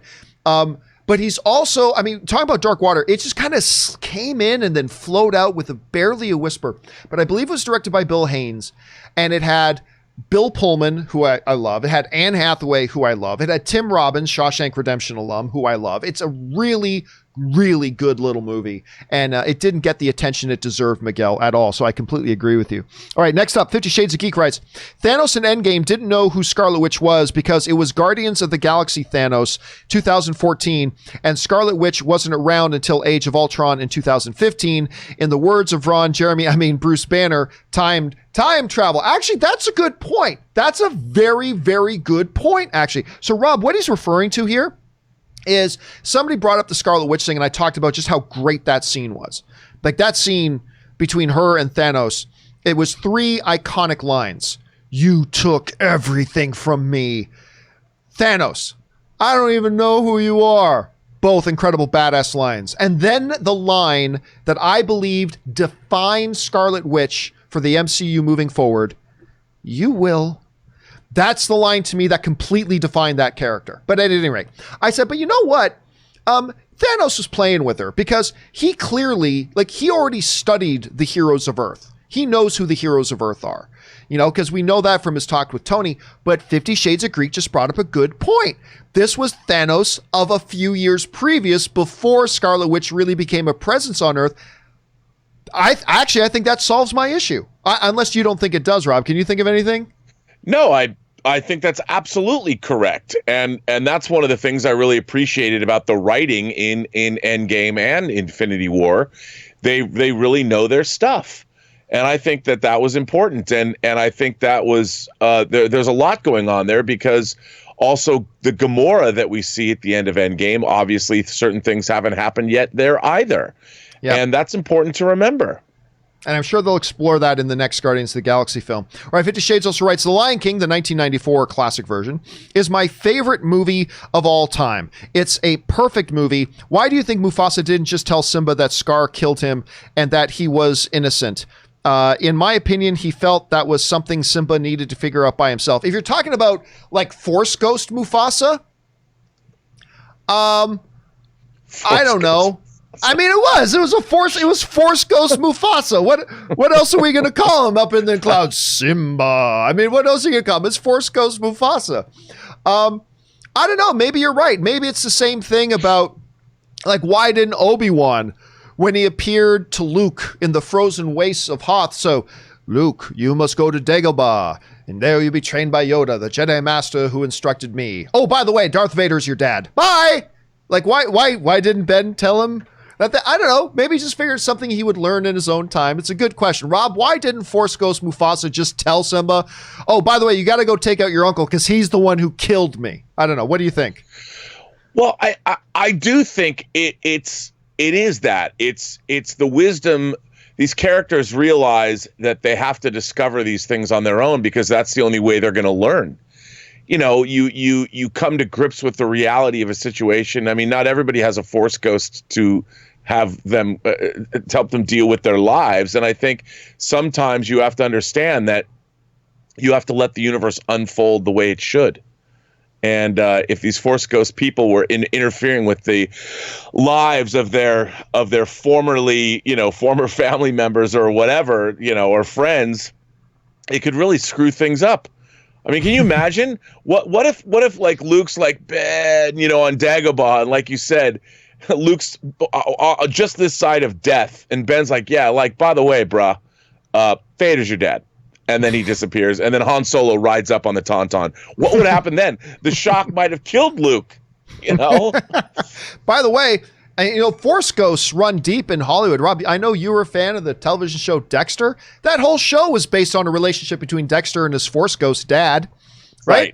It's all about Force ghosts everywhere. I'm telling you, folks, Star Wars is everywhere. All right, let's move on to our next one. Next one comes to us from Gavin from Sydney, who writes, la la la la mics, la la la cameras, la la la strangely getting aroused by all the tech talk, la la la never mind, running to the bathroom, just joking, maybe, #filthy, seriously, awesome insight video the other day, and I need Rob's jacket. Well, thanks so much for the Gavin, and for those of you who don't know what Gavin's talking about, on Friday, it was a slower news day, so I had been planning on taking an episode at some point and just giving a full walkthrough of my studio and how a John Campea Show gets made, and we did that on Friday, and I've gotten a lot of really good feedback from you guys on that, so I'm glad you guys found it informative and helpful and gave you a little bit of a peek behind the curtain about how this show runs. It's still up there, you guys. If you guys want to see it, it's the episode from this past Friday. You can go check it out. So thank you for the kind words, Gavin. I appreciate it. La la la. All right, Ben Rayner writes, hi, John. I gave you my top 1 through 5 moments. Here are my movie moments honorable mentions. Number 6, Vader scene in Rogue One. That is a great movie moment. Number 7, Thor arriving in Wakanda. Great moment. Number 8, E.T. flying over the moon. Or if you talk about the bikes and everything, that is one of the most iconic visual shots in film history, for sure. Indiana Jones Boulder, absolutely. Number 10, Jurassic Park, first dino look. Those are some good moments. So yeah, Rob, Ben wrote in last week just some great moments in movies, right? And he gave a great list, and I can't remember them off the top of my head, but that's another incredible list of just the great moments ever. I mean, then if you want to go back to Frankly, My Dear, I Don't Give a Damn, Get Your Hands Off Me, You Damn Dirty Ape. I mean, there's a lot of others. Do you have like a movie moment that stands out to you that has just got to be considered like one of the great classics if you think about it? Yeah. Betty Davis in All About Eve, one of my favorite movies, as she's walking up the stairs to get ready for her party, she says, fasten your seatbelts, it's going to be a bumpy night, knowing that shit's going to go down. I mean, that's my favorite screenplay ever written, but there's Smile, You Son of a Bitch at the end of Jaws. Yep. And or Jaws 2. It was Jaws. No, or was it Jaws 2? No, Jaws is the one where he shoots it right. Yeah, the second one is when he gets him to bite the power cable. You're right. It was the first Jaws. Yeah. And how about? Do you expect me to talk? No, Mr. Bond. I expect you to die. In Goldfinger. I mean, there's so many. Or in Patton, when Patton at the beginning, when he's giving his speech, goes, when you put your hand in a pile of goo a moment before with your best friend's face, you'll know what to do. I mean, there's just so many. There's so many. All right, let's keep moving here. Isaac Beebe writes, there is a game coming out on the Nintendo Switch on June 5th called Clubhouse Games, which includes 51 of the most popular classic tabletop, card, and sports games. Some of them include chess, checkers, blackjack, dominoes, solitaire, darts, and more. Check it out. I love those like game collection things you can get with some of the classic games, and I've been really enjoying it. I used to think like Nintendo Switch was like the poor the poor little brother of the video game console things. But I've been surprised more and more to find out more stuff that's on, because I've been picking it up lately to help Anne with her Animal Crossing Island. But I'm learning, it's like, wait a minute, Witcher 3 is on the Switch? Mortal Kombat 11 is on the Switch? Like, I've been really getting more intrigued by it. So thank you for that, Isaac. I'm going to keep my eyes open for that. All right. Ann Ho writes, 1 of 2. Finally saw The Room. It was the most awkward and most unique experience I've ever had in my 20 plus years of watching movies. Throughout the film, my mind just kept screaming, who talks like this? What the hell is going on? Why are you doing this? My hands were on my mouth. I smacked my head, facepalm, God knows how many times. The entire thing feels like it's from another world, including Tommy Wiseau. Seriously, what the hell was that? And Rob, I'll tell you what, I was late to the Room party. I was late to it. It was my buddy Chuck Norris. It's his real name. It's my buddy Chuck Norris.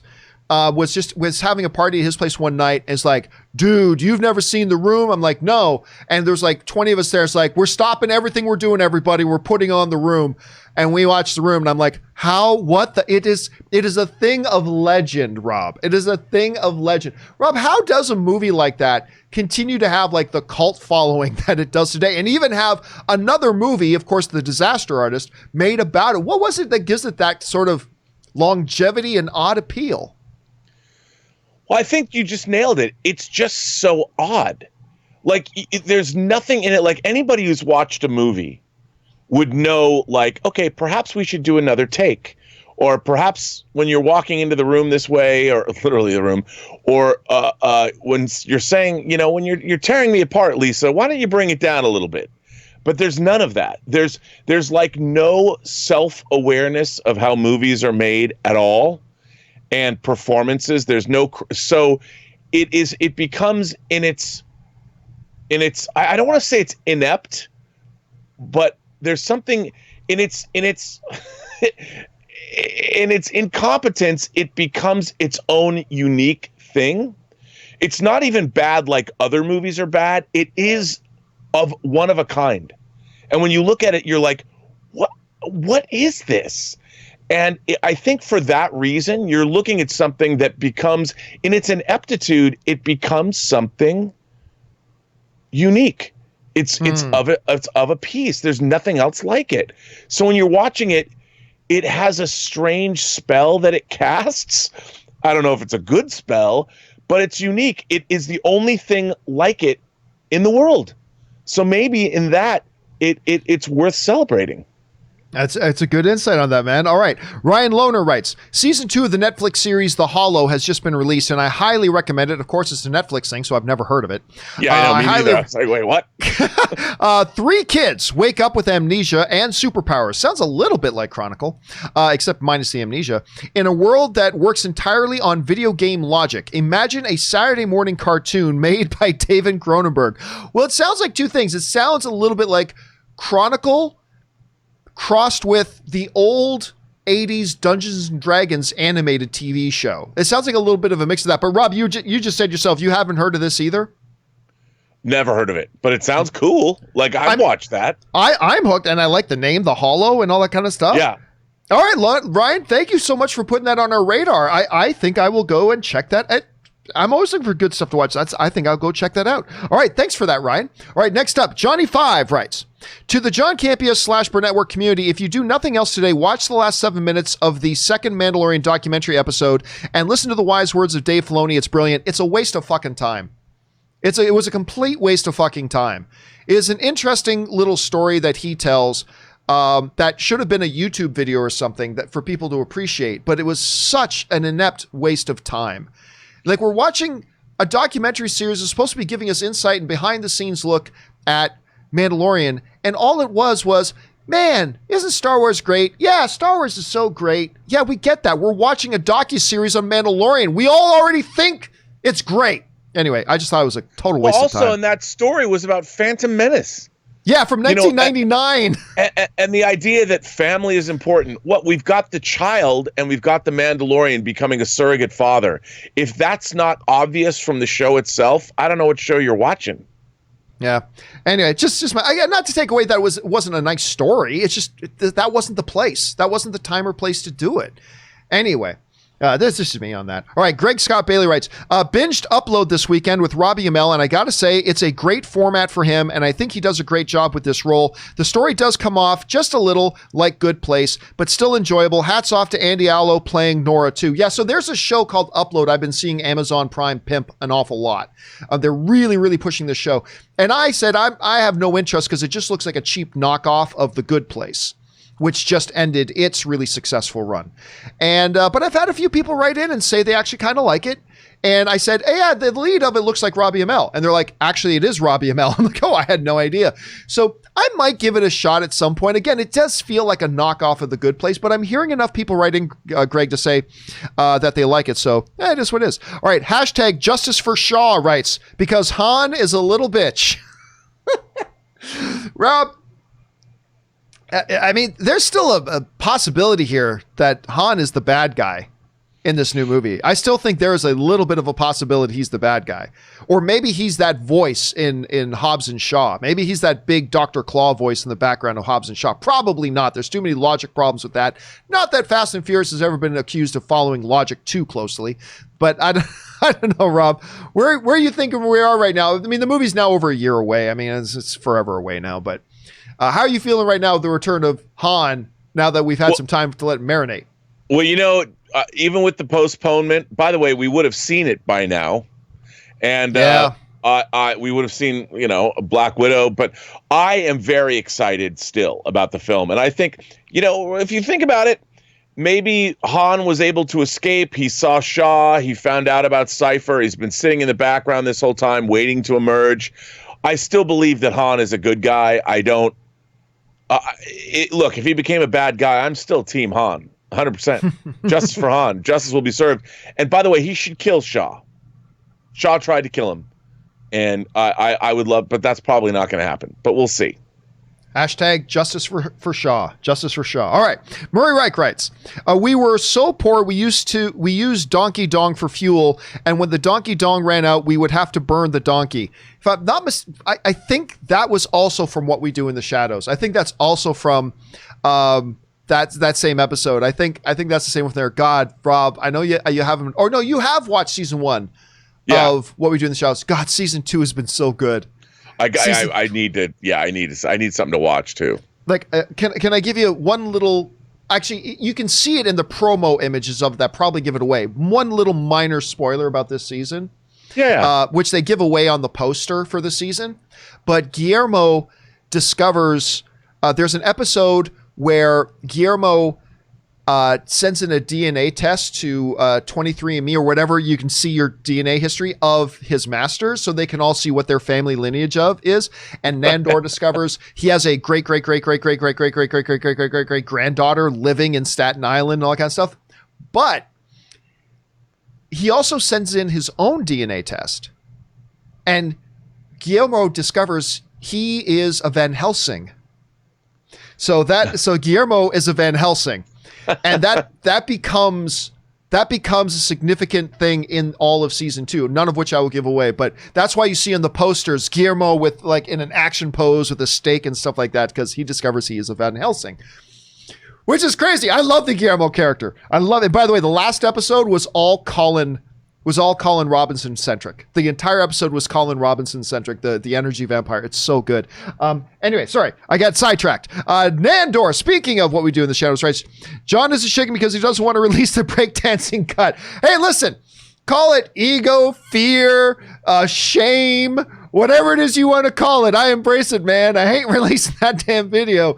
And if you want to define shame and all that kind of stuff as part of being chicken, yep, when it comes to this, I'm chicken. All right, Max Zwatch writes, showed Mom and Family I Love You Man for Mother's Day. Jason Segel's speech at an engagement party kills me every time. Probably a top 5 all-time comedy for me. That is actually in my wife Ann's top 3 favorite comedies of all time is I Love You Man. She quotes I Love You Man all the time. And it is, you know what? Here's the thing. Much like 40-Year-Old Virgin, I Love You Man also speaks to it's in the midst of a ridiculous comedy, but it speaks to something real, much like 40-Year-Old Virgin did, which was, I think men undervalue the relationships we have with other men.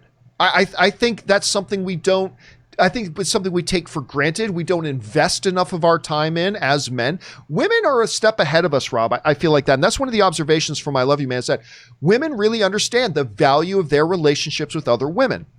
And they invest in those relationships and all that kind of stuff. And I think that movie makes a really keen observation that I don't think men do that enough. But I don't know. I'm sure you saw I Love You Man. I love that film. What did you think about it? Dude, I own it on Blu-ray. Of course you do. I love that movie. I think that movie is so good. And, I think we hear a lot about how a lot of middle-aged men, there's an epidemic of suicide amongst middle-aged men.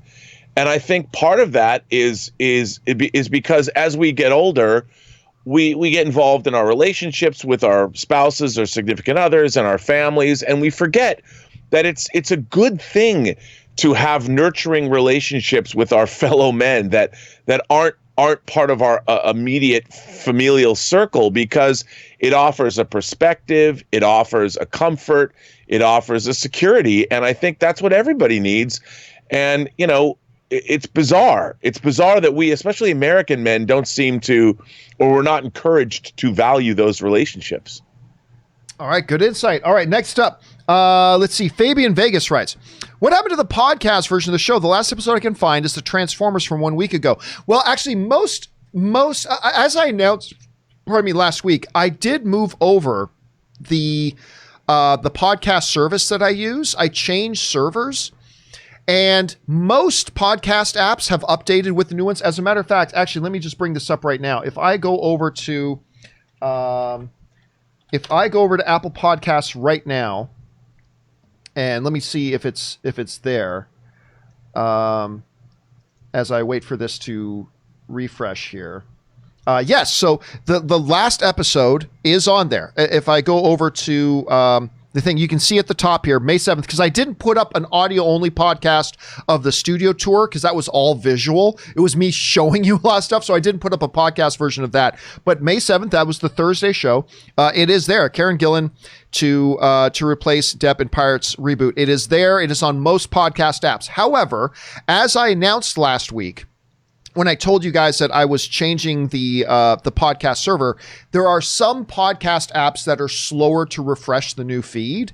So if you're on one of those apps, you give it a couple of days, you'll probably see the feed refreshed. If not, just do a manual search for it. But most of the podcast apps have updated to the new server. If yours hasn't, just give it a few more days and you'll probably see it.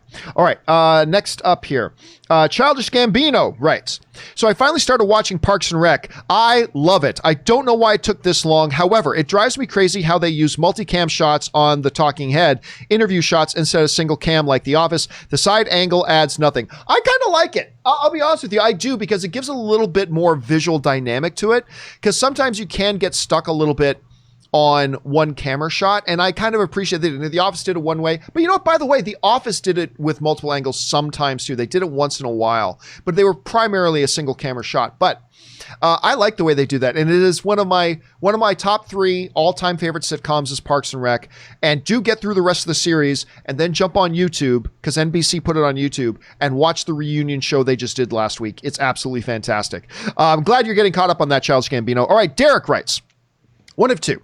Community fans like myself are feeling vindicated by its release/success on Netflix over the last 6 weeks. Such a stellar cast, and have all been successful Mandalorian composer's first TV gig. Directors like the Russos, Justin Lin, Seth Gordon, the Russos credited with Paintball episodes for getting them the Winter Soldier. Joe Russo said last week he would like to direct a follow-up. Cast seems keen. Would Netflix fund a film based on a show that Sony owns? Is that a good business decision? There's been some talk recently, Rob.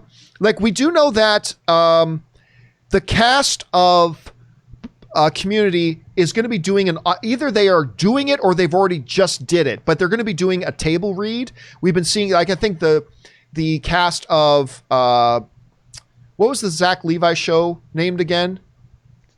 It's the name of his character. It's the name of his character. Why am I forgetting it? Why am I forgetting? I love this show. Anyway. They just recently got the cast back together to do a table read while social distancing. But there's also some whispers about maybe doing a movie of it too. I don't know, but here's the good thing about it. It'd be cheap as hell. Is it Chuck? Chuck. It was Chuck. Thank you. why not do a community movie if you can get Donald Glover to do it? But it would be cheap as hell. It would be so cheap to make it. I mean, other than maybe what you'd have to pay Donald Glover, I mean, it would be really inexpensive. It's not a high budget thing. So why not? Listen, I'm not the biggest Community fan in the world. I appreciate the show. My wife loves it, though. Anne loves that show. And I've watched a bunch, and I enjoy it. But why not do one? What do you think, Rob? Could you see them doing a Community movie at some point for Netflix? Totally. I mean, the movies don't have to be, obviously, the salaries can get expensive. But if everybody came back and did it for what's called favored nations, where they all get paid the same, you could absolutely make a cool community movie. Why not? Yeah, plus, I agree. I think they'd have a blast doing it too. Let's see here. Okay, there we are. Mason Daniels writes, there's a movie reviewer called Peter Pablo Reviews who did a review on The Incredible Hulk. He gave you a special mention calling you his mentor and pointed out where you made an appearance in the movie as an extra. Everybody loves you, JC. Well, that's always nice to hear. Thank you for pointing that out. I didn't know about this, but thank you. That's always nice to hear. And I think that is an underappreciated movie. I do. I think that is and my little adventure on the film notwithstanding, I actually think that film is a nice little movie. So thanks for sharing that, Mason. I appreciate that. All right, Swim writes, I hope Hugh Jackman returns as Wolverine, if only for one more movie. Long shot, a Deadpool / Wolverine team up, kind of like a buddy cop movie. Shame we probably won't ever get that. And I don't think we will ever get it. And one of the big problems, though, Rob, is even logically would it make sense to do it? Even if Hugh Jackman wanted to. You're relaunching the X-Men universe now. Right. You've got to get a new Wolverine. The only other thing is if it's a Deadpool movie, and if Disney does keep Deadpool in his own universe, I guess you could do a one-shot Hugh Jackman Deadpool or Hugh Jackman Wolverine in the Deadpool universe and then start with a new Wolverine in the MCU. But it still doesn't take away from the fact that Hugh Jackman has no interest in doing it. But do you think there's a way, Hugh Jackman's desire aside, do you think there's a way logistically they could make it happen? Look, they can make anything happen. I mean, but Hugh Jackman in Bad Education doesn't look like Wolverine anymore. I mean, when you get that jacked, it's not just your muscles, it's your whole body, it's your face too. And Hugh he's aging. And you'd have to believe it. And I don't think he ever looked better than he looked in Wolverine, dude. He was jacked in that movie. He looked so good. And like you said, is he going to want to do that? I mean, at some point, there's no amount of money that's worth.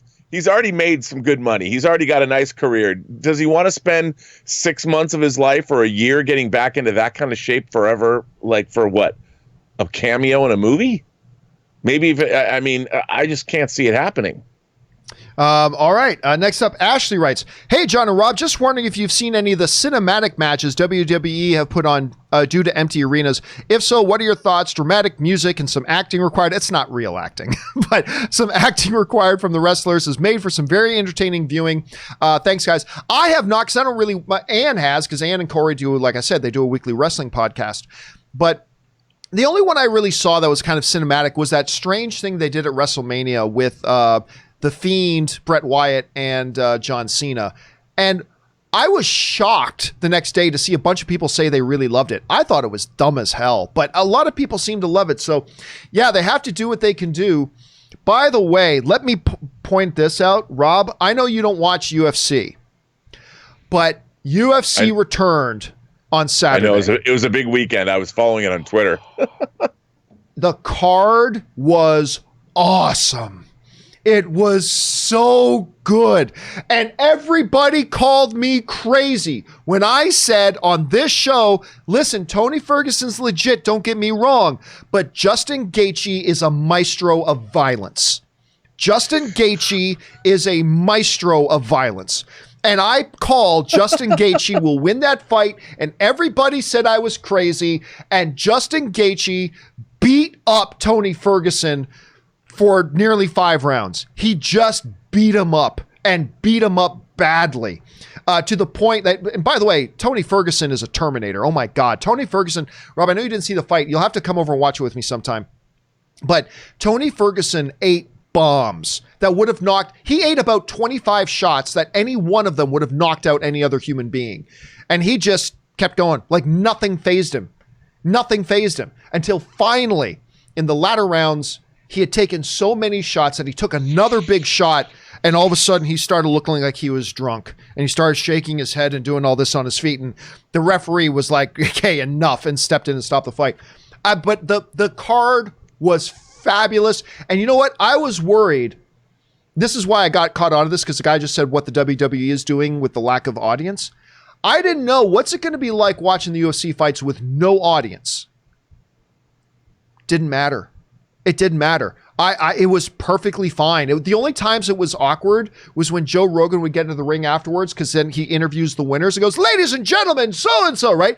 That was a little awkward, but the fights themselves, perfectly fine. Oh, dude, Rob, it was so good to see sports back. It was so particularly MMA. It was so good to see it back. I was so excited. All right, listen. One more question here while Rob is still here, because he's got things he's got to do today. Carlos Slade writes, good day, sir. Hope all is well. It is all well, Carlo. Thank you for asking.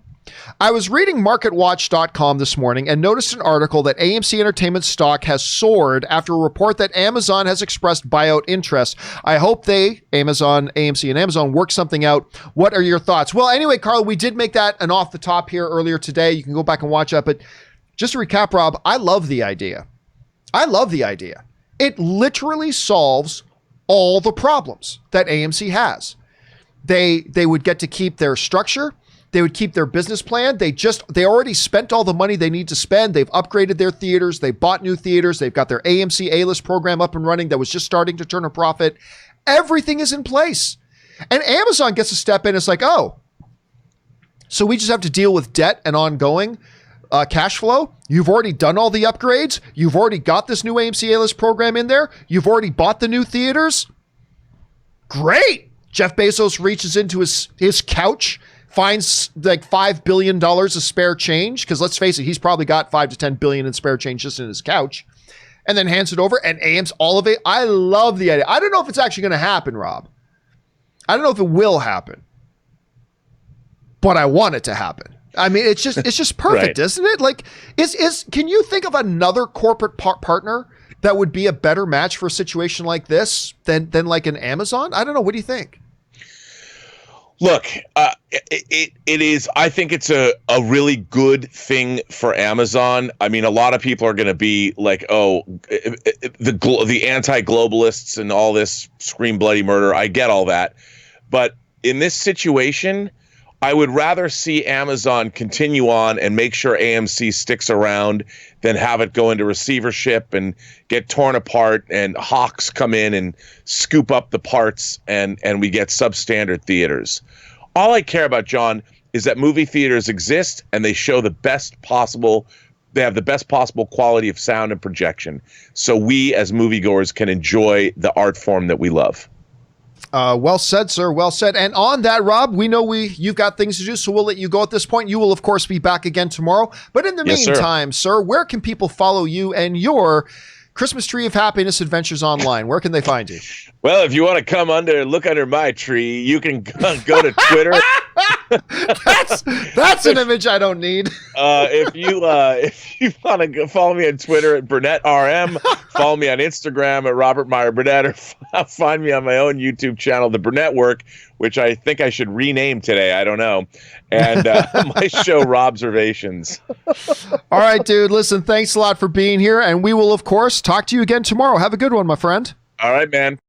All right, guys, and with the great Robert Meyer Burnett checking out at this point, let's keep on going now with your live questions. And we're going to keep the live questions going here with Diamond Dog's Puppy, who writes, hey, John, underrated film for today, 2007 Sunshine. Danny Boyle directed a sci-fi opus starring the Scarecrow and Captain America himself. Striking visuals, great concept, and booming score. That score has been featured many trailers since. Superb film. I got to tell you, I was never big on Sunshine. But listen, Diamond Dog, you're not alone. I know a lot of people who really, really do enjoy and treasure that movie and think it's great. I don't think it's a bad film, But I did not think it was as good as some of my friends did, to be honest with you. I thought there were pacing issues. I thought its logic was a little stretched for some of the stuff it was trying to go for that was a little bit more profound. The music in it, though, the score in it is fabulous. And the performances are really good, too. I just didn't like it as much as a lot of other people did. But you are not alone. There are a bunch of people that think that's an underrated film, my friend. All right, 50 Shades of Geek writes, Ray, grandfather, tell me a bedtime story, Palpatine. Have you ever heard the tragedy of Darth Plagueis the Wise? By the way, you know I always talk about how I don't like the prequels, but the prequels all have things in them that I enjoyed. That whole scene at the opera between Palpatine and Anakin as Palpatine is telling that story, that is one of the scenes I really do appreciate about the prequels. Clearly, I'm not a fan of the prequels at all, but there are things in there where I appreciate, and I think that's a really good scene. I think that's one of the few things I appreciate about it. All right, Raphael's Creative Style writes, everyone's mentioning Seinfeld and the King of Queens, but I'm old enough to remember the husband and wife comedy duo of Stiller and Mara, A Good Life and Great Legacy, plus Stiller and Mara gifted us Ben Stiller. It's true. And, you know, we were talking a little bit earlier, Raphael's, about the fact that there's not a lot of people that were able to enjoy like a second act of his career like he did. Like a lot of the stars from his era have their careers and then they finish up their careers and then they're done. And we remember them fondly and whatever, but that's not what they do anymore. Not a lot of people are able to do what he was able to do, which was to have a complete reinvention and resurgence of his career in a totally different way and almost like kind of recreate himself, to have a whole new generation of fans recognize him and know him and appreciate him. George Burns, and what was Gracie? Was Gracie George Burns' wife? I think it was. George Burns and Gracie are a really great example of that, right? George Burns had his incredible career, and then later on in his life, he was able to have a resurgence again in totally of a different sort of way. And it was really amazing that Jerry was able to do that. So thanks for mentioning that, dude. All right, Dr. Doombot writes, 1 of 2 greetings, John. As a Dungeons & Dragons player, John, what are you hoping in the next movies? I would love to see an adaptation of Dragonlance or the Legends of Dritz, Durden, or maybe Elminster, the Archmage. Now I'm all for origin stories and creative freedom, but with the previous movies in mind, wouldn't it make sense to turn these legendary D&D novels, and Doom is coming? No, I honestly don't think so. I honestly think the best thing to do is to just create a new story within that world without any handcuffs, without any creative limitations. Just create a fabulous narrative on its own. Listen, historically, there have been a lot of problems with trying to take existing material and just turn that into the visual medium, right? That's why, much like in comic book movies, we talk about this a lot. In comic book movies, like Civil War, okay, it's based on Civil War, the comic book series, but it's really nothing like Civil War, the comic book series. There's some thematic similarities, but other than that, it's totally different. X-Men Days of Future Past. Yeah, it's based on the comic story, X-Men Days of Future Past, but it's really not like it an awful lot. It's very, very different. So you could do that. And those two are 2 of the best comic book movies of all time. I think you need to do the same thing. And whether you base it on something like Dragonlance or whatever, or you just go pure original, the bottom line is, even if you go with an existing story, you have to just adapt it from the ground up. Make something that was written for the visual medium. And that's the way I think they need to go. That's the way I think they should go. And I have high hopes. I really just want to see something come to life in the world. Because listen, the brilliance of Dungeons & Dragons is not the novels written about Dungeons & Dragons. The brilliance about Dungeons & Dragons and games like it is that we create the world. Let me rephrase. We create the stories that take place within this world. Dungeons & Dragons gives us a world. And then what makes it beautiful is that we as players, we get to go in and create the stories that take place within that world. Yeah, they give us some parameters and they give us the rules and they give us the world that we get to go and inhabit, but we make the stories. And I think a filmmaker should take a player's approach. Step in there as a dungeon master and make the story within that world. Whether it's the world of some older stuff, whether it's a V5 story, whether it's a Dragonlance, or whether it's the Echo Mine cave, or whether it's any of that kind of stuff, fine, but just tell your own story. Don't just take a story that's there and adapt it. Tell your own story, just like we as players do every week. That's what I think the potential of a Dungeons and Dragons movie lives, and I'm very, very excited about it. Okay. Campea Burnett 2020. Remember, guys, hashtag Campea Burnett 2020. With film production being shut down, do you know how many 2021 movies have even started shooting? They have to start soon to make their dates, right? Or is it possible that at some point theaters may not have anything new to show next year?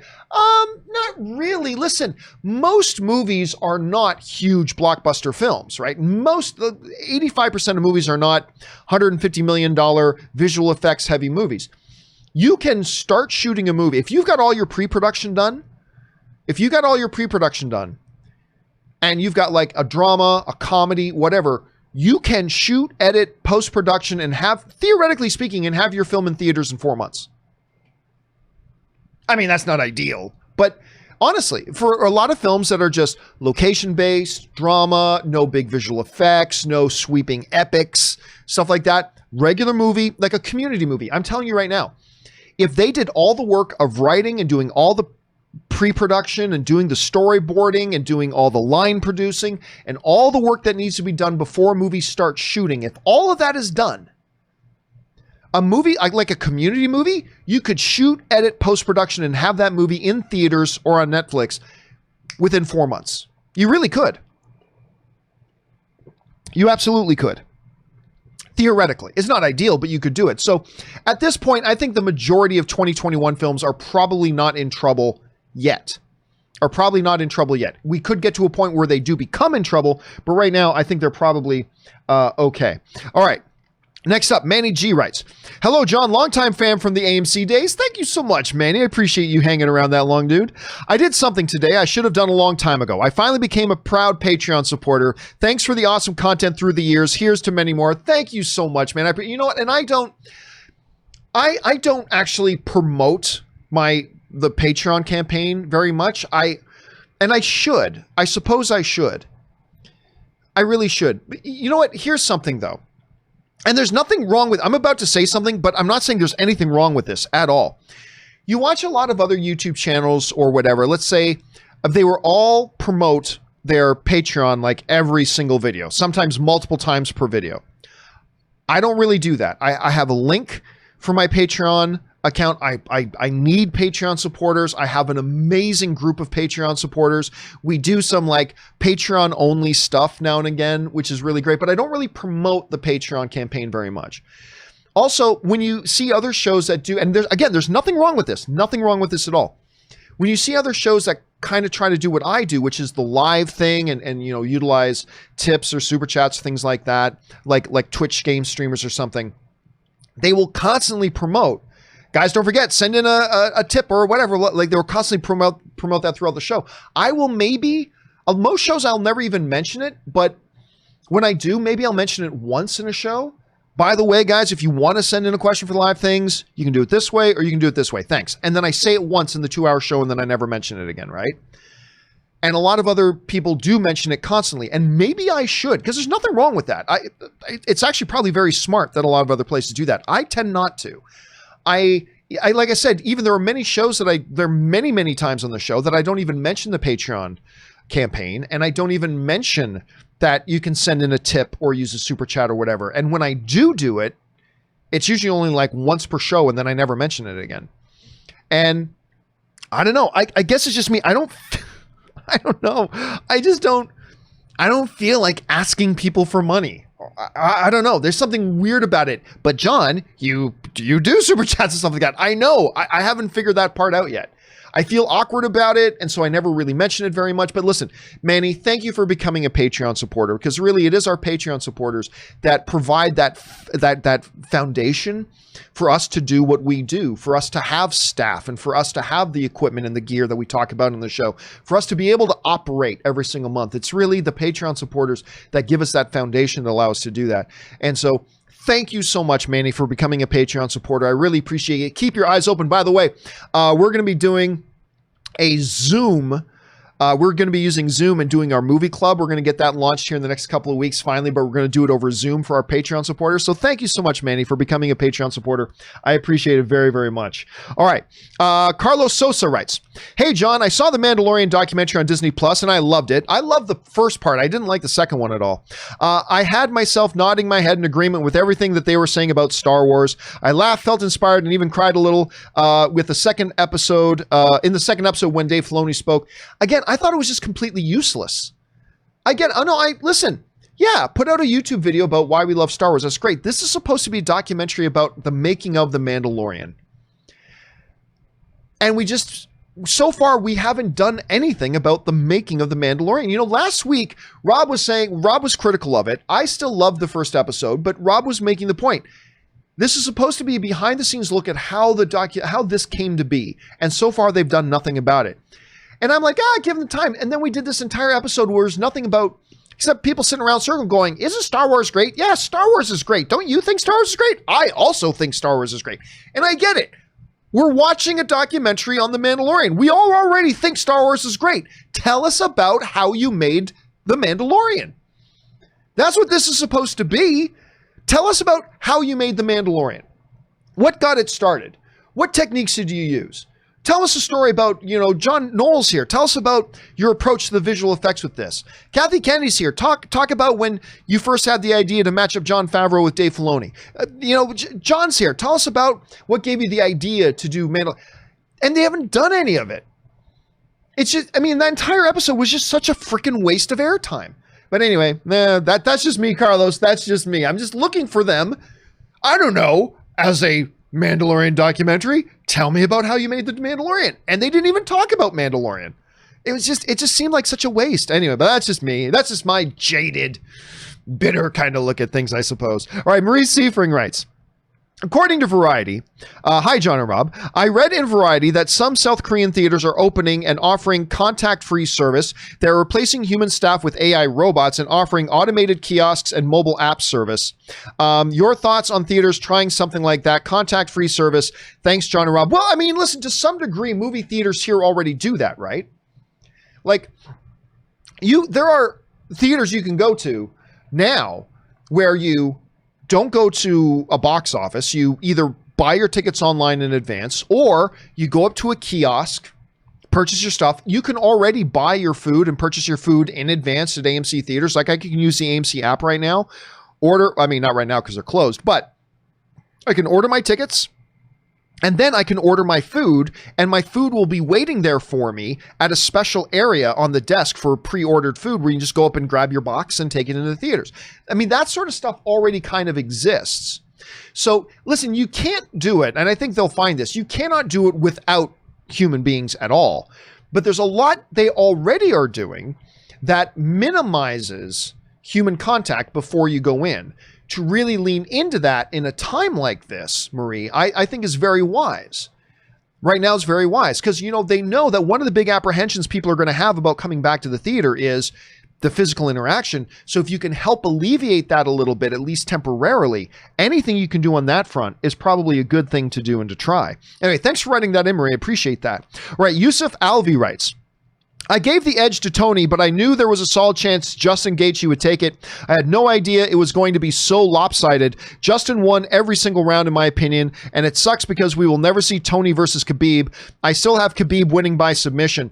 On the one hand, yeah, it sucks that we don't see Tony versus Khabib. But listen, I told you this all the time. Tony Ferguson never had any chance against Khabib. He never had a chance against Khabib. There is no universe in the multi-realms where Tony Ferguson can beat Khabib. It just doesn't exist. He had as much of a chance as any fighter has with a lucky punch or something. Sure, it can happen. But nothing beyond that. It would have been a lucky break for him to ever beat Khabib. So yeah, a little bit disappointed, but isn't it now more exciting that we know that a guy like Justin Gaethje, who so easily beat Tony Ferguson, he beat him easily, and just beat him up for like almost 25 minutes. Isn't it better then that we now have Khabib and Gaethje? Isn't that better? I'll tell you what, because listen, Gaethje poses some problems to Khabib that Tony Ferguson didn't pose. Justin Gaethje is an elite level wrestler as well. And that's always been Khabib's main thing. He gets a hold of you, he drags you down, and then he smashes you until you quit. Gaethje, with his wrestling acumen, he could pose some problems. I still pick Khabib to win that fight, but Gaethje poses more problems. And I think Gaethje Khabib is a better fight than Ferguson Khabib ever would have been. So anyway, that's where I'm at that. All right, Joel Wagner writes, hey, John and Rob, have you guys had time to check out Justice League Dark Apocalypse War? It's really good and surprisingly has a hard R rating. I really don't have any interest. I find most of DC and Marvel's animated stuff to be garbage, to be honest with you, in my opinion. There are some notable exceptions. Harley Quinn, Behind the Mask, Phantasm, obviously. But for the most part, or the Red Hood, I should say. For the most part, I just don't like. I find their stuff to be cheap and cheesy and clearly made for home video. So I don't really like that stuff myself, but I know a lot of people that love it, and that's awesome. But it's not really for me, so I haven't checked it out, and I probably won't. I Love Carta writes, She-Ra and the Princess of Power is returning for its final season on Netflix this Friday. Have you seen it? I highly recommend to anybody who hasn't watched it. Not really my thing. She-Ra, even back in the He-Man days, She-Ra really wasn't my thing, so I really didn't have much interest in it when they relaunched it on Netflix, so I have not seen it. But again, I know some people, actually Chris Carr, I believe, talked about it. I think she really liked it. I think Chris mentioned that she really quite liked it as well, but I haven't watched any of it. It's just, I'm not their target demographic, clearly. I'm not the target demographic, so I haven't watched it myself. So I have nothing negative to say about it, just that I haven't watched it because it really wasn't aimed at me. All right, Dangerous Lee writes, oh, hi, John. Guess the movie. I used to know a girl. She had a dozen guys. One of them found out about it, beat her up so bad she ended up in hospital on Guerrero Street. Probably a movie I've seen 20 times, but I don't even recognize it. It's funny. I was mentioning this the other day. There are a lot of times people write in a quote and I'm like, oh my God, I know that. And I can sort of see it. And like, sometimes I nail the quote, but sometimes it's like, oh, I can see it and I just can't place it. It's the ones that I go, I have no idea what that's from, that are usually from movies that I've seen the most. Like, it's like, this is probably from a quote from a movie I've seen like 20 times. And I'm just not, so I don't recognize it. Let's see. Simon Blakemore writes, Mark Hamill has just a video on Star Wars Facebook page thanking all the fans who are serving on the front lines of this virus. I thought it was very nice of him to do that. Mark Hamill is just a class dude. He's just a class dude, top to bottom. Yeah, the dude is just great. So I haven't seen that video myself. I should go check it out, but you're right, Simon. That's a really cool thing for him to do. Very classy. All right, Ben Rayner writes, Deadpool 3 pre-credit scene. Wade calls Hugh begging for a cameo in the movie, and Hugh hangs up after the whole pitch. Wade says expletive, quick cut to Hugh saying F Wade, and a single blade pops up. Could you see that happen? Well, listen, like going back to what we were saying before, Ben, I could see Hugh Jackman doing like a cameo for fun, right? Just a quick cameo for fun. I could still see that happen, especially when you consider the relationship between Ryan Reynolds and Hugh Jackman. I could totally still see that happening. Sure. What I don't see happening is Hugh Jackman coming back to do another movie. I don't see that happening. Show up on set for an afternoon to film one quick cameo? Yeah, he could do that. But him actually coming back as Wolverine to do a full movie, that's never going to happen again. I mean, I would love it if they did, and I hope he does, but I don't think that's ever going to happen again. All right, guys, that is all of the tip link questions that you guys sent in. Now let's jump over and start looking at the super chat questions that you guys start sending in. Pat Deary writes, John, have you seen Disney Gallery Mando? It's amazing Star Wars talk from lovers of Star Wars. Do you think they show Mando Season 2 trailer at the end of the Disney Gallery show? I have been watching it. I loved Episode 1. I hated Episode 2, but I'm still looking forward to the rest, absolutely. And yes, it would be a massive missed opportunity, Pat. It would be a massively missed opportunity if they didn't end this series with our first look at Mandalorian Season 2. I mean, it would be a completely missed opportunity. So I think you are 100% on the money about that. All right, Cloud Wings writes, suggestion, add your Steam elements. You probably meant stream elements. Add your stream elements to your overlay. I personally can't use PayPal. They don't accept my credit card. I'm sure I'm not the only one. I'm not sure what you mean by add stream elements to my overlay. because Stream Elements just uses PayPal. So do me a favor, Cloud Wings. Hey, I'm always open to learning new stuff. If you don't mind, Cloud Wings, could you email me, john@thejohncampeashow.com. That's john@thejohncampeashow.com, and maybe give me a little bit more of an idea about what it is you're talking about, because I'm not quite sure, because Stream Elements uses PayPal. So I'm not quite sure what it is you're saying. If you wouldn't mind emailing me and telling me what you're thinking, I always love learning new stuff. So thanks for that, man. Thanks for the heads up. That's very considerate of you. All right, Richard Green writes, is it weird that I wish Jon Favreau was an uncle I could talk to about stuff once in a while?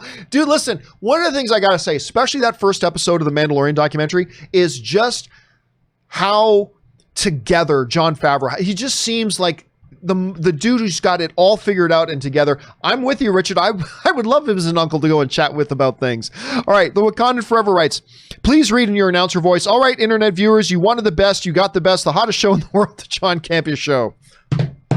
The hottest show in the world on YouTube. I mean, thank you for that, man. Wakanda also writes, Kiss, they play music, spit blood, breathe fire, even fly. They are heavy metal superheroes. What is the greatest live event you've seen in person? The greatest live event I've seen in person was probably U2 concert at Angel Stadium in Anaheim, California. Like a packed out baseball stadium. I can't even tell you how many people were there. It's just one of the biggest masses of humanity I've ever seen. And that was like a damn church service. I mean, it was awesome. It's probably my favorite one ever. I gotta say, I'm not a big Kiss fan myself, but I mean, they are legends. They are royalty in the music world, man. All right, Wakanda also writes, a Kiss fan, John? Not really. You part of the Kiss army? Not really. It's kind of funny too when you take a thing like Kiss, known as heavy metal, but their biggest, most recognizable song was really kind of a disco song, right? I was made for loving you, baby. It's kind of basically a disco song, which is kind of funny when you think about it. Anyway, Wakanda Forever also writes, they get called fake, but who do you think is the toughest in real life? Pro wrestlers or stunt doubles? Have a good day. Everyone stay safe out there. Well, I mean, the funny thing is, see, some people say wrestlers are actors. That's really not true. But I'll tell you what wrestlers are. They are living, breathing stunt doubles. When you look at what they do and you go and watch, remember I mentioned a little bit earlier in the show that documentary that the WWE is doing on the last 3 years in The Undertaker's career called The Last Ride? If you want to know how tough these guys really are, find a way to go and watch part 1 of The Last Ride, the documentary on The Undertaker. If you want to see what a tough human being looks like, holy crap. So I would say they are in essence the same thing. The wrestlers are stuntmen who are also performers. That's the thing. So they are. So I'm not going to make a distinction between stuntmen and wrestlers, say which one is tougher, because wrestlers are stuntmen.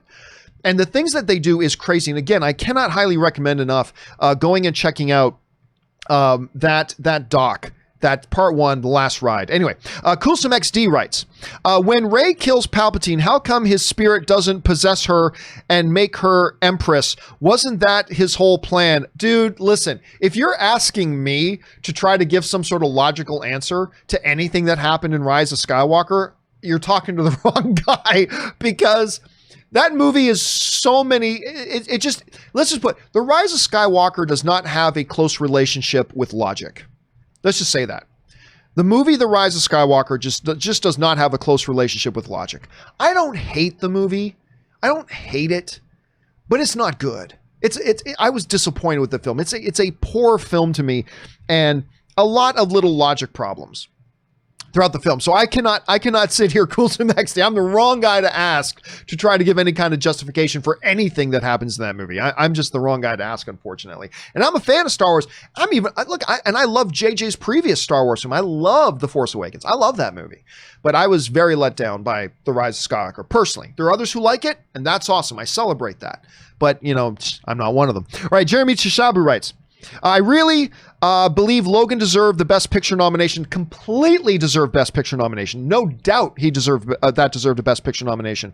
I was completely blown away by it in 2017. I'm still glad it got a screenplay nomination. Not shy of amazing. Listen, Logan became, let's not underplay this, Logan became the first comic book movie in history to get, other than the acting award that went to Heath Ledger for Joker. He got Best Supporting Actor. Aside from that, it was the first major Academy Award nomination for a comic book movie, getting a Best Screenplay nomination. Well-deserved, awesome. But I'm telling you right now, Patrick Stewart should have been nominated for Best Supporting Actor, and Logan should have been nominated for Best Picture. Simple. And I'll tell you this too. Black Panther, I believe Logan paved the way and made people realize, oh yeah, these comic book movies are not just great fun popcorn. They're some of the best movies of the year in some ways. And I guarantee you, I think if it wasn't for Logan, I don't think Black Panther would have gotten a Best Picture nomination the following year. If it wasn't for that groundwork that Logan laid, I really think that. Anyway, Ardent Defender writes, John, just want to thank Rob for mentioning the FX TV series Devs last week. Absolutely loved it. Found season 1 on Hulu and loved it. Great sci-fi. That is very high on my queue right now. Everybody's telling me, of course, the guy who played Ron Swanson on Parks and Rec, and why am I forgetting the actor's name right now? He's great. Anyway, so he stars in it. Everybody I know who has seen Devs tells me they think it's fantastic. I'm very excited about checking it out. It's high on my queue list. Ann and I, we are going to get to that and watch that soon. So I'm excited about it too, Arden, and I'm glad you enjoyed it. All right, Jeremy Shab, we only got another minute left here, guys. Also, I think Jaimon Hansu is so underrated. Jaimon Hansu is fantastic. Ever since I discovered him in Amistad, that's the first time I really took notice of Jaimon Hansu. Was in the Steven Spielberg film Amistad, and now he's in like every comic book movie, whether it's Marvel or DC. He pops up some way, shape, or form. Jaimon Hansu pops up. He is a tremendous talent. I love the dude. I think he's fantastic.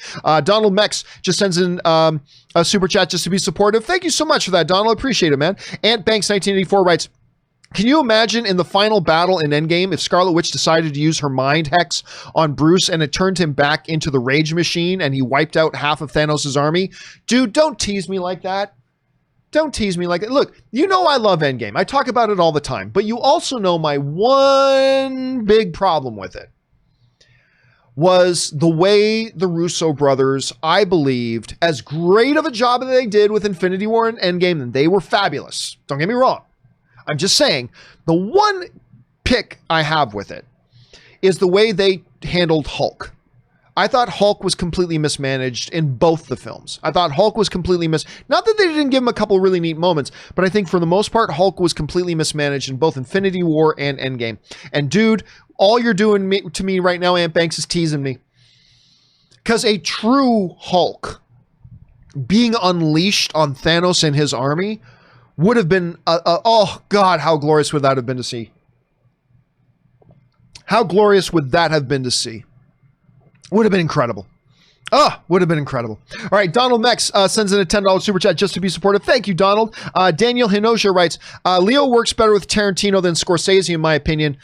I don't know, man. I don't know. You know what the funny thing is?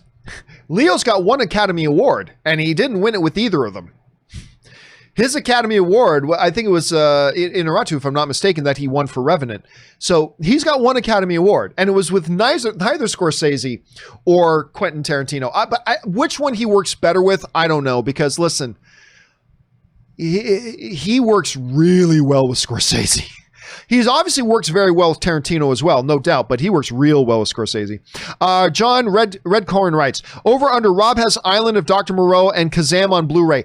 I believe he said before that he's got the Isle of Dr. Monroe. I'm going to doubt, though, that he has Kazam on Blu-ray. I'm going to doubt that one. Neo Maxi Zoom Webby1 writes, what did you guys think of Justice League Dark Apocalypse War? Big fan since day one. Again, I haven't watched it. I really don't have any plans on watching that. Both DC and Marvel's animated stuff very rarely do it for me. I find most of their stuff to be quite poor. The Dark Knight Returns is an exception. Red Hood is an exception. Harley Quinn is an exception. But for the most part, like 99% of their other stuff has just never been for me. I just don't like it myself. And others do, and that's great. That's awesome. But I haven't watched it. I don't plan on watching it. Iconic Reactions writes, one of two. Hello, movie father. So I was thinking about this Wolverine topic, and to be honest, knowing Marvel, I can't say that I would be happy at first with them getting an unknown actor for the role, to be honest. But I like the idea of it more the more I think about it, because after all, no one expected Hugh Jackman to play the part at first, and now look And now look, also, can you see Marvel using the costume that made an appearance at the end of the second Wolverine? No. That ridiculous yellow and black spandex costume? No. There are just some things that work great on the printed page that would be absolutely ridiculous on the big screen. That Wolverine costume would look utterly ridiculous on the big screen. There are superhero costumes that look great on the big screen. Some don't. And the Wolverine costume would just look like a joke. And I get people mad at me all the time. And you know how big of a fan I am of Wolverine, the knucklehead, the good Canadian character.